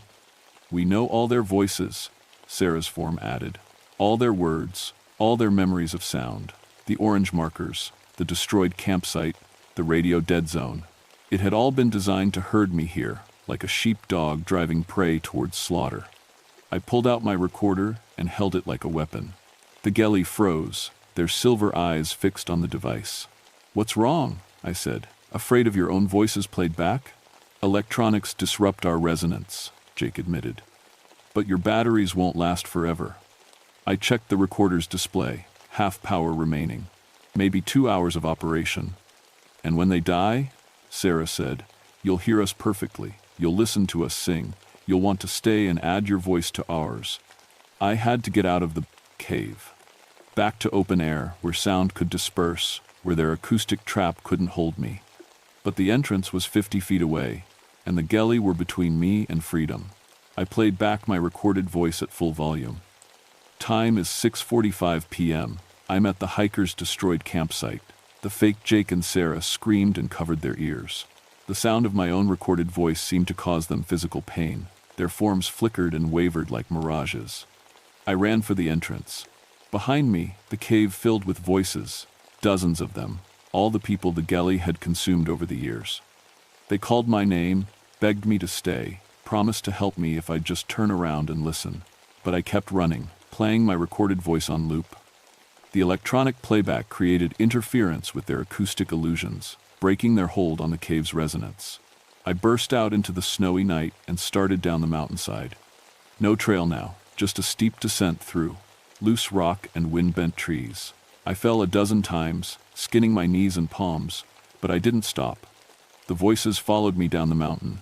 They came from every direction, the trees, the rocks, the air itself, all the people the Geli had learned to mimic over decades of hunting. "Pat, where are you going? We need your help. Don't leave us here. You can't escape sound, Patricia. It's everywhere." My recorder battery died halfway down. The voices surged closer, more real, more convincing. I heard my ex-husband calling, my mother, my dead father, perfect reproductions of people I'd loved, begging me to turn around. But I knew the truth now. Sound without a source was impossible. Voices that knew things they shouldn't were supernatural. I was an engineer, and I believed in facts. The fact was that something inhuman lived in these mountains, and it was hunting me. I reached the main trail and ran through the darkness toward the trailhead. Behind me, the voices grew fainter but never stopped. They would follow me all the way down. The Geli had found their perfect prey, someone who made a living listening to sounds, but they'd made one mistake.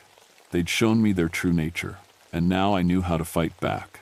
I reached my truck at 3 a.m., hypothermic and bleeding from a dozen falls. My radio worked perfectly once I got out of the valley. I called for backup, medical support, and a full search and rescue operation. "We need teams at Echo Lake by dawn," I told dispatch. "Multiple missing persons, possible fatalities. And bring acoustic equipment. Lots of it." The official report lists 7 bodies recovered from the cave at Echo Lake, hikers and climbers who disappeared over the past 40 years. The 2 UAA students were never found. The case remains open, marked as deaths by misadventure in challenging terrain. I told the truth in my initial report. Acoustic anomalies. Voices with no source. Entities that fed on sound energy. My supervisors quietly transferred me to desk duty pending psychological evaluation. Dr. Sarah Chen, the psychologist, was thorough and kind. "PTSD from wilderness trauma," she concluded.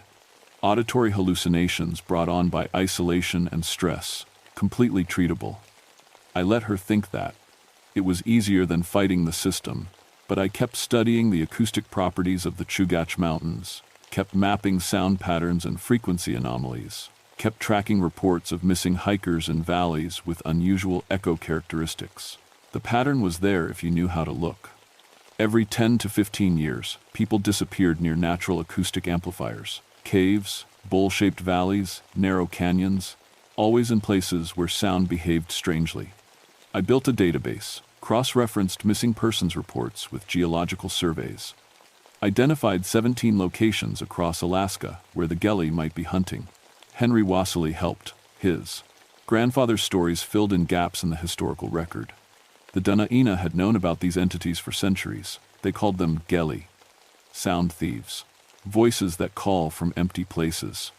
My grandfather said they sleep most of the time, Henry told me over coffee in his Anchorage kitchen.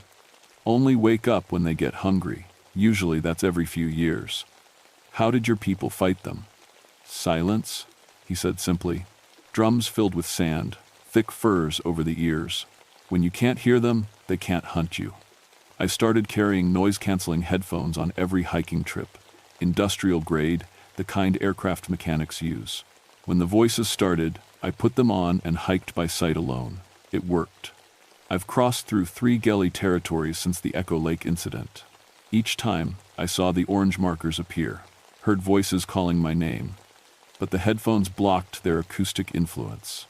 The entities tried other tricks, moving shadows that looked like people, fake footprints leading off trail, even physical sensations.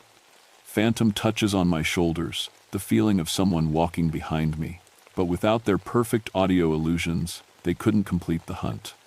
I retired from the Park Service 2 years ago. Officially, it was medical retirement due to hearing damage from the Echo Lake incident. Unofficially, I'd become too much trouble, too many questions about acoustic anomalies, too many requests for equipment the brass didn't understand. Now I work as a private consultant. I help search and rescue teams understand how sound behaves in mountain terrain. I teach wilderness survival courses focused on audio awareness, and I monitor the missing persons reports from 17 specific valleys across Alaska. Last month, 3 hunters disappeared near Resurrection Creek. Same pattern. They filed a trip plan, made camp, then vanished. Searchers found shredded equipment and orange trail markers leading Steph up the valley walls. I drove down there with my equipment, set up audio monitors around the search area, played recordings of white noise and electronic interference through portable speakers. The Geli tried to call to me, but the electronic noise broke their concentration. They couldn't maintain clear illusions with that much audio interference. The search teams found the hunters' bodies in a cave system 2 miles up Resurrection Creek. 3 more names for my database. 3 more voices the Geli had learned to mimic. But the hunters' families got closure. The bodies came home for burial. Sometimes that's all we can do. People ask me if I believe in ghosts now. If the experience at Echo Lake changed my worldview, I tell them I believe in sound, energy that moves through air according to physical laws. But sometimes those laws get bent by things we don't understand yet. The Geli aren't supernatural. They're acoustic predators that evolved in environments humans rarely visit. Like anglerfish that use lights to hunt in the deep ocean, they use sound to hunt in mountain valleys. Understanding them doesn't make them less dangerous. It just gives us better tools to fight back. My acoustic monitoring network is small but growing. Park rangers in 12 states now carry the electronic interference devices I designed. When they hear voices that shouldn't exist, they flood the area with white noise until the anomalies stop. It works. Missing persons cases in monitored valleys have dropped by 70%. But the Geli are learning too. They're becoming more sophisticated, more careful. The newer cases show entities that can mimic electronic sounds, radio chatter, GPS signals, even cell phone rings. The war between sound and silence continues in the deep mountains. Most people never know it's happening. They hike and camp and climb, unaware that things hunt with voices in the places where echoes last too long. I know, though, I listen for the signs. And sometimes, late at night in my Anchorage apartment, I still hear my name being called from empty rooms. The voices remember me too.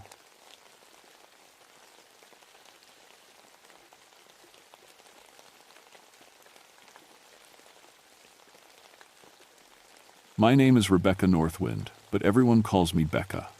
I've been a park ranger for 12 years now, working the wild coastline of Kotzebue Sound in Alaska.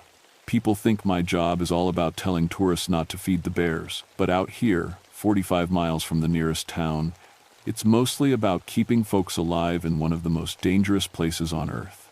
I used to be a Coast Guard rescue swimmer before this. Spent 8 years pulling people out of freezing water, so I know the ocean better than most. The Arctic Ocean doesn't forgive mistakes. Water this cold will kill you in minutes, and the currents can drag a body so far down you'll never find it. That's why I was so worried when the Kowalski family called me on the marine radio that July morning in 1984. Ranger Station, this is Campsite 12, came the shaky voice of Dan Kowalski. We need help. Our daughter, Emma, is missing. I grabbed my gear and headed out immediately. The Kowalskis had set up camp on a rocky beach about 10 miles from my station. Good spot for camping, sheltered from the wind, fresh water nearby, plenty of driftwood for fires. But it was right next to some of the deepest tidal pools in the Sound. When I arrived, I found Dan and his wife Sarah sitting by their tent, holding each other and crying. Emma was their only child, just 5 years old with bright blonde hair and the kind of smile that could melt ice. Tell me exactly what happened, I said, pulling out my notebook. Sarah wiped her nose.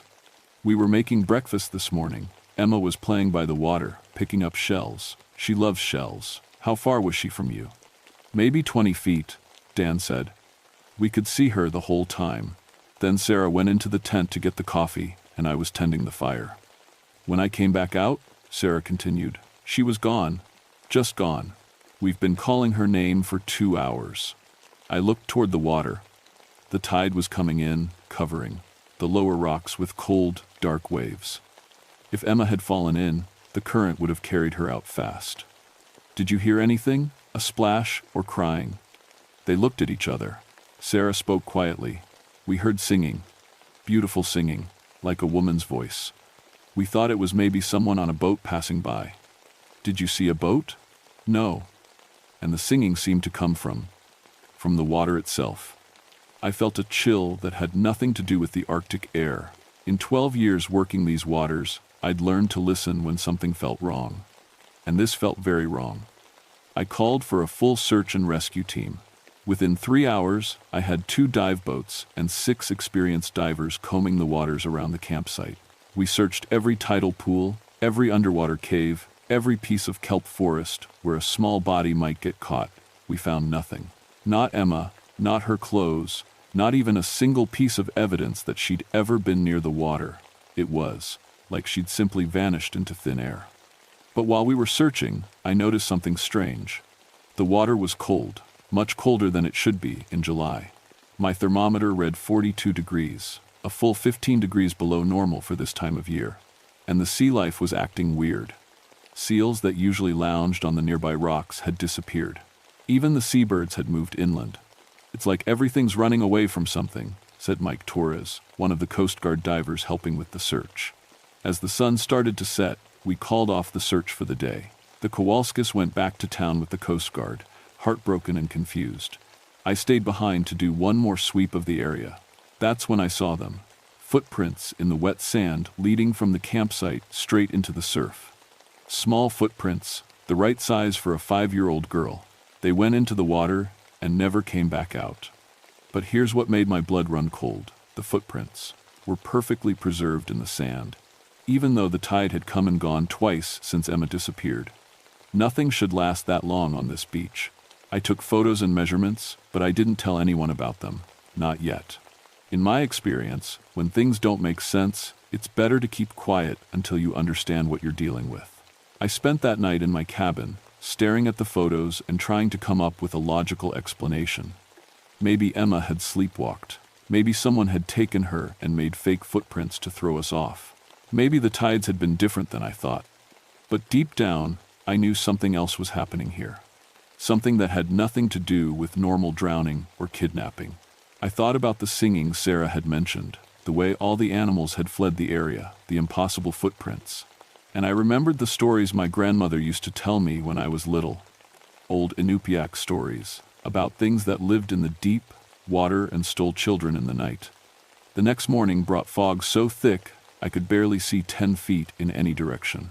I was getting ready to resume the search when my radio crackled to life. "This is fishing vessel Northern Star," came an urgent voice. "We need immediate assistance. A child has gone missing from our boat." My heart sank. Not again. The Northern Star was anchored about a mile offshore with a family aboard, the Chens from Anchorage. 8-year-old Timothy Chen had disappeared sometime during the night while his father was fishing off the stern. I was right there, Mr. Chen told me, when I reached their boat. His hands were shaking. Timothy was sleeping in the cabin. Then around 3 in the morning, I heard footsteps on deck. Did you go check? I called out, asked if he needed anything. He said he was just going to look at the water. I told him to be careful and went back to fishing. Mr. Chen's voice broke. When I turned around 20 minutes later, he was gone. Mrs. Chen spoke up from behind her husband. We heard the singing again. That same beautiful voice we heard yesterday at the campsite. My blood went cold. You were at the Kowalski campsite yesterday? We stopped by in the afternoon to ask if they'd seen any good fishing spots. They told us about their daughter.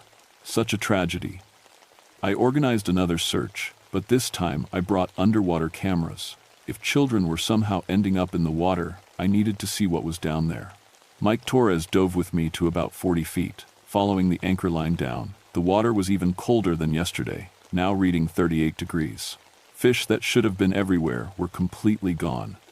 Check this out, Mike said through his regulator, pointing at the seafloor. What I saw made no sense. Someone had arranged Timothy's pajamas on the rocks in a perfect circle. The clothes showed no tears, no signs of struggle. They looked like they'd been carefully placed there, almost like an offering. But that wasn't the strangest part. Inside the circle of clothes were shells, hundreds of them, all arranged in intricate patterns. The work was too precise, too beautiful to be random. Someone or something had spent hours creating this underwater display. We filmed everything, then surfaced to check the footage. When we played it back on the boat's small monitor, I saw something that made my hands shake. In the background of one shot, just barely visible in the murky water, was a shadow. Human-shaped, but wrong somehow. Too tall, moving too smoothly through the water. It appeared for just 3 seconds before gliding away into the darkness. Did you see that? I asked Mike. He rewound the tape and watched again. See what? I pointed at the screen. But when the shadow should have appeared, there was nothing there. Just empty water. Becca, you okay? You look like you've seen a ghost. I ejected the tape and slipped it into my gear bag. Just tired. Let's head back. But I wasn't tired. I was terrified. Either I was losing my mind, or something was hunting children in these waters. That evening, I drove into Kotzebue to talk to Mary Kanguk, an Inupiaq elder who knew more about local folklore than anyone alive. I found her at home, working on a traditional parka. 2 children missing near the sound. I told her. Both cases involved singing voices and cold water. The families heard something calling from the sea. Mary set down her needle and looked at me with sharp, knowing eyes. Kalupalik, she said simply. I'm sorry? Kwalupalik, sea spirits. They live in the deep places and steal children. She gestured toward the water. My grandmother told me the stories. Every summer, when the ice melts, they come closer to shore. Mary, I need real answers. 2 families have lost their kids. This is real, Rebecca. Kalupalik appear as beautiful women with long black hair. They can swim faster than seals, hold their breath forever. They sing to children, make them want to come into the water. I thought about the singing both families had heard. Why do they take children? Mary's face grew sad. To replace their own babies. Kalupalik children die young in the cold deep, so they steal human children to raise as their own. That's impossible, is it? You've seen things today that don't make sense, haven't you? I hadn't told her about the underwater clothes or the shadow in the video, but somehow she knew. What happens to the children they take? I asked quietly. Some say they die quickly in the cold water. Others say Kalupalik keep them alive in underwater caves, teach them to breathe water like air. Mary picked up her sewing again. Every few years, someone sees children swimming with the Kalupalik, children who've been missing for months or years. I left Mary's house with more questions than answers, but as I drove back to my station, I made a decision. Tomorrow, I was going back down with better cameras and more air. If there were underwater caves, I was going to find them. If Emma and Timothy were still alive, I was going to bring them home. But as I pulled into my driveway, I heard it, floating across the water from somewhere far offshore. A woman's voice, singing a lullaby in a language I didn't recognize. The most beautiful sound I'd ever heard. For just a moment, I wanted to walk down to the shore, to step into the dark water and follow that voice wherever it led. Then I caught myself, ran into my cabin, and slammed the door. I didn't sleep that night. Every time I closed my eyes, I heard that singing voice calling to me from the water. By dawn, I'd made up my mind. I was going down to those underwater caves, no matter what I found there. Dr. Anna Petrov arrived on the morning supply boat. She was a marine biologist from the University of Alaska, and I'd called her in to help explain what we were seeing. Anna was tough, practical, and skeptical of anything that couldn't be measured with instruments. "Show me this footage," she said after I'd explained the situation. We watched the dive video together on my equipment. When we got to the part where I'd seen the shadow, Anna frowned. "There," she said, pointing at the screen. "What's that?" I looked where she was pointing. The shadow was back, clear as day. Somehow, it only showed up when Anna was watching.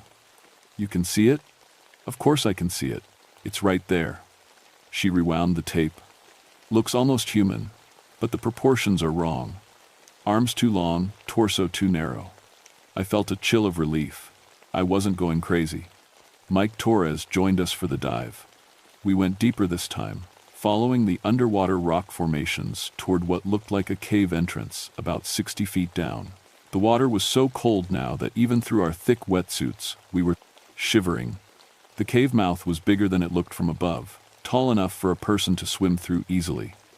Anna went first with the underwater lights, then Mike, then me. About 30 feet into the cave, we found something impossible. Air pockets, large ones, with surfaces calm enough to reflect our lights. In a cave this deep, this far underwater, there shouldn't be any air at all. We surfaced in the first pocket, treading water in a chamber about the size of my living room.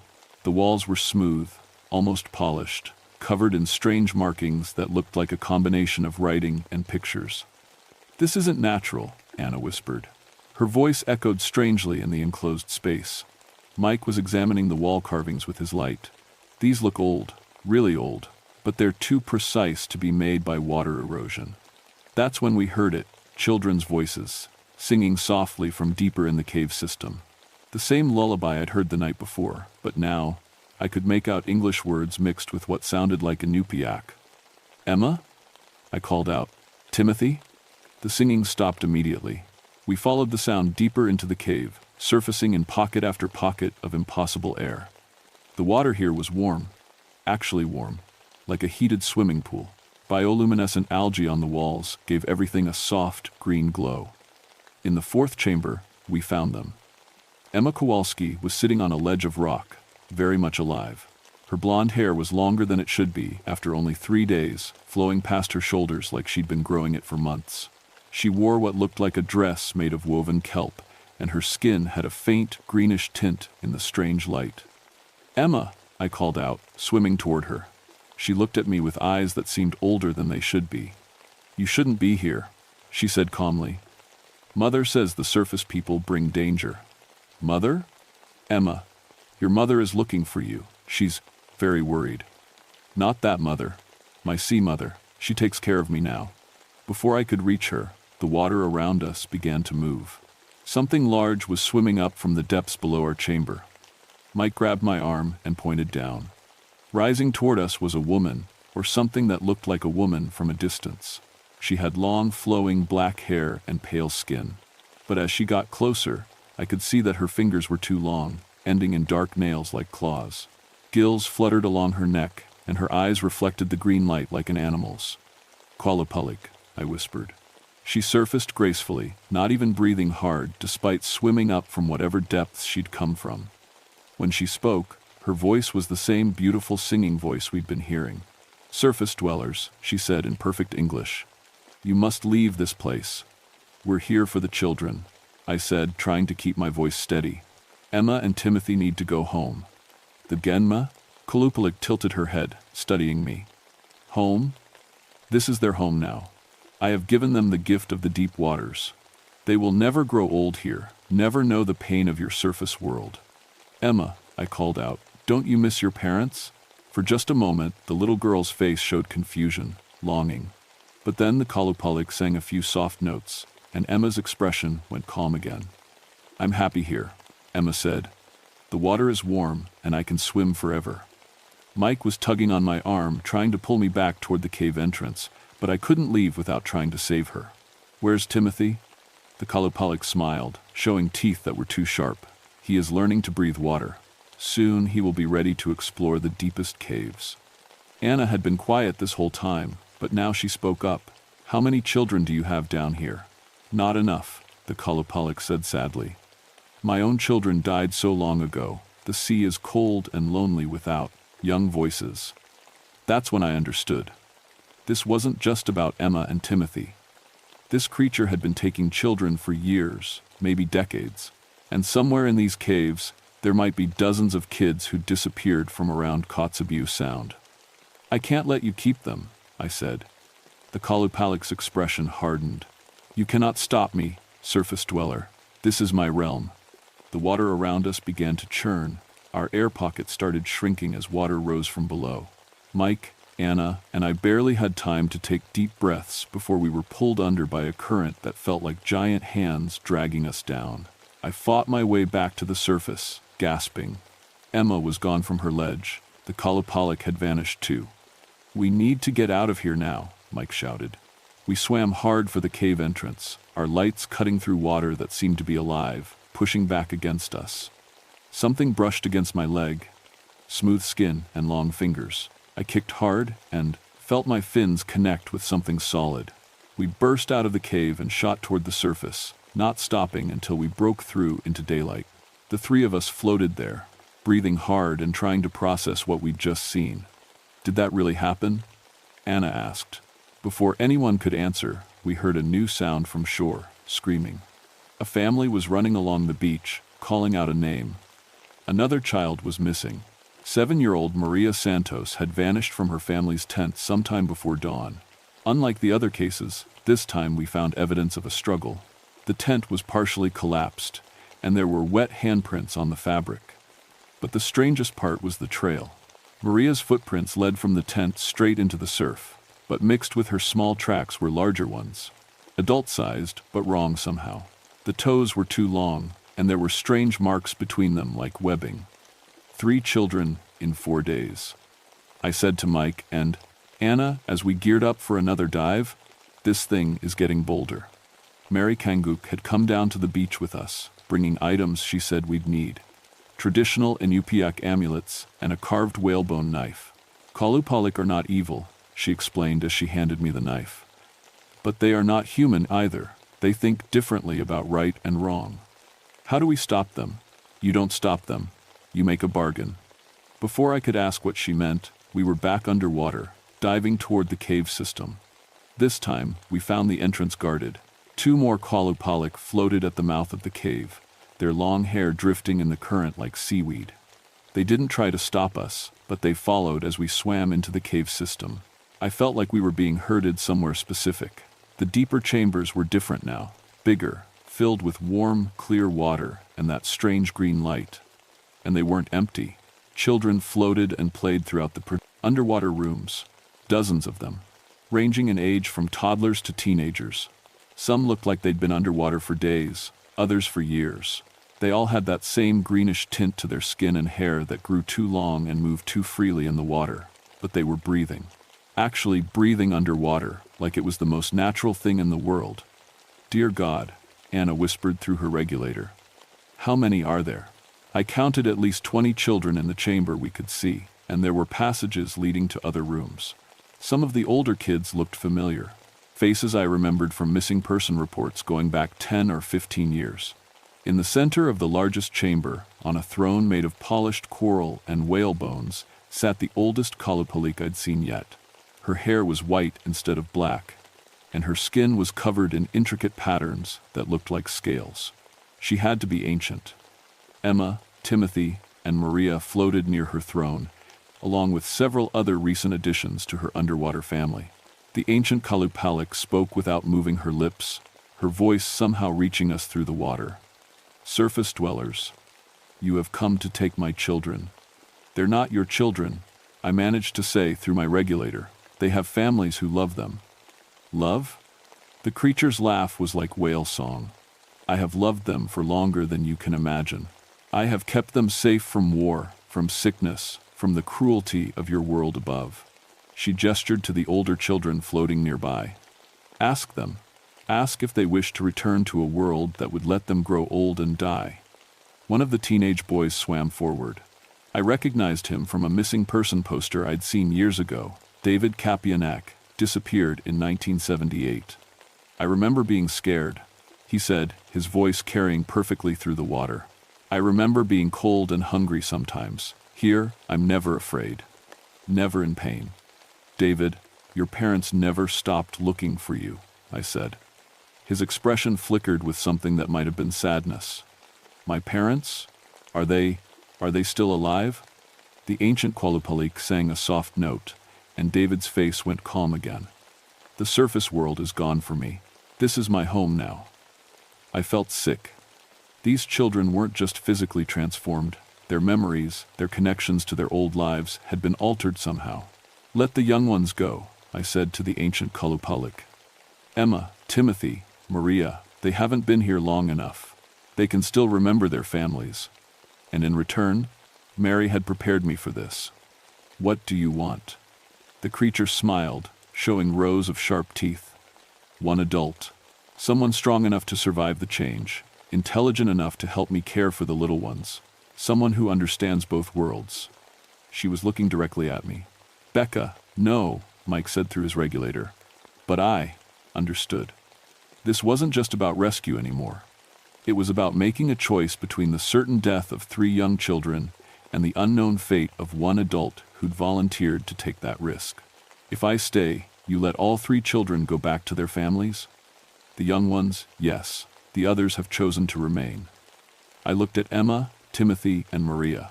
They were so small, so vulnerable, their whole lives ahead of them. I need to know they'll be safe on the surface, that you won't hunt them again. The ancient Qualupalik considered this. Very well, but you must understand, once you accept the change, there is no going back. You will breathe water as easily as air, but the surface world will be lost to you forever. I thought about my life above water, 12 years as a ranger, 8 before that in the Coast Guard. I'd spent my whole adult life trying to save people from the sea. Maybe this was just the ultimate version of that job. I accept. Becca, don't do this, Anna pleaded. But I was already swimming forward, toward the throne of coral and bone. The ancient Qualupalik reached out with one clawed hand and touched my forehead. The water around us began to glow brighter, and I felt something changing inside me. My lungs didn't burn for air anymore. My skin tingled like it was growing new layers. Take the children to the surface, I told Mike and Anna. Make sure they get home safe. The last thing I saw as the transformation took hold was Emma, Timothy, and Maria swimming toward my friends, their skin already returning to its normal color as they moved away from the Qualupalik's influence. Then the warm water filled my lungs, and I discovered I could breathe it like air. 6 months have passed since I made my choice in those deep caves beneath Kotzebue Sound. The official report says that Emma Kowalski, Timothy Chen, and Maria Santos were found safely in a series of tidal pools after being lost in heavy fog. Medical examinations showed no signs of trauma, though all 3 children experienced some temporary memory loss about their time missing. I'm officially listed as missing, presumed drowned while conducting rescue operations. There was a memorial service. Mike and Anna told my story, how I died trying to save those kids. It seemed kinder than the truth. The children remember nothing of their time underwater. The Qualupalik's influence faded completely once they returned to the surface. They're back with their families now, happy and healthy and normal. Emma started kindergarten. Timothy joined a swimming club. Maria learned to ride a bicycle. They don't dream of breathing water or singing voices calling from the deep. For them, it's like it never happened. But I remember everything. Life underwater is stranger and more wonderful than I ever imagined. The ancient Qualupalik, her name is Siku, which means ice in Inupiaq, has been my teacher and guide. I've learned to swim through currents that would have killed me before, to see in the deep darkness where sunlight never reaches. The other children here aren't prisoners. They're family. David, who I met that first day, has been here for over 40 years but still looks 17. He teaches the younger ones about life above water, helps them remember their humanity even as they adapt to this new existence. There are rules, I've learned. Natural laws that even the Kalupalik must follow. Children can be changed because they're still growing, still becoming who they'll be. Adults usually die in the transformation, their bodies and minds too set in surface ways. I survived because I chose it freely, because I came with love instead of fear. Every few years, Siku chooses carefully, a child who's already lost, already hurting, already halfway between the surface world and somewhere else. Not every missing child ends up here. Only the ones who need saving in ways their families couldn't provide. I think about that sometimes. About the ethics of it. Are we kidnappers or rescuers? The honest answer is probably both, depending on the child, depending on the circumstances. It's not as simple as right or wrong when you're dealing with creatures who measure time in centuries and think in terms of species survival rather than individual choice. Mike visits sometimes. He's learned to dive deeper than regulations allow, following the secret routes Siku showed me to the shallower chambers where air breathers can survive. He brings news from the surface, updates on the families. Anna published a paper about previously unknown sea caves in Arctic waters. She's mapped our entire system without ever revealing its true purpose or inhabitants. The official explanation for the underwater air pockets is unusual geological formations creating natural diving bells. Mary Kenguk passed away last month. At 93, she died peacefully in her sleep. Mike brought me the news, along with something she'd wanted me to have, a traditional Inupiaq parka that her grandmother had made. She said you'd understand why you needed it, Mike told me. I did understand. Even underwater, even transformed, I'm still part of the human world. The parka reminds me where I came from, helps me remember why I'm here. Sometimes, late at night in the deepest chambers, I wonder if I made the right choice. Whether saving 3 children was worth becoming something that's no longer quite human, whether the kids I'm helping to raise now will thank me when they're adults, or blame me for the lives they'll never have on the surface. But then Emma's little brother starts learning to walk, and David teaches him to swim before he can talk, and Maria finds a perfect shell to add to her collection. And I remember, these children are loved. They're safe. They're growing up in a world where no one will ever hurt them. That has to count for something. The ocean around, Kotzebue Sound runs deeper and stranger than any map shows. There are cities down here, ancient and beautiful, built by creatures that humans call myths. There are wonders that surface dwellers will never see, never even imagine. And there are children, human children with gills and webbed fingers and hearts that still beat with the rhythms they learned before they were born. Children who will never grow old, never know war or hunger, or the 1,000 small cruelties that the surface world offers. I'm their guardian now, their bridge between what they were and what they're becoming. It's not the life I planned, but it's the life I chose. Every evening, as the sun sets somewhere far above us, I swim to the highest chamber and sing the old lullabies, some in English, some in Inupiaq, some in languages older than either. The children gather around to listen, and for a while, we're just a family telling stories before bedtime.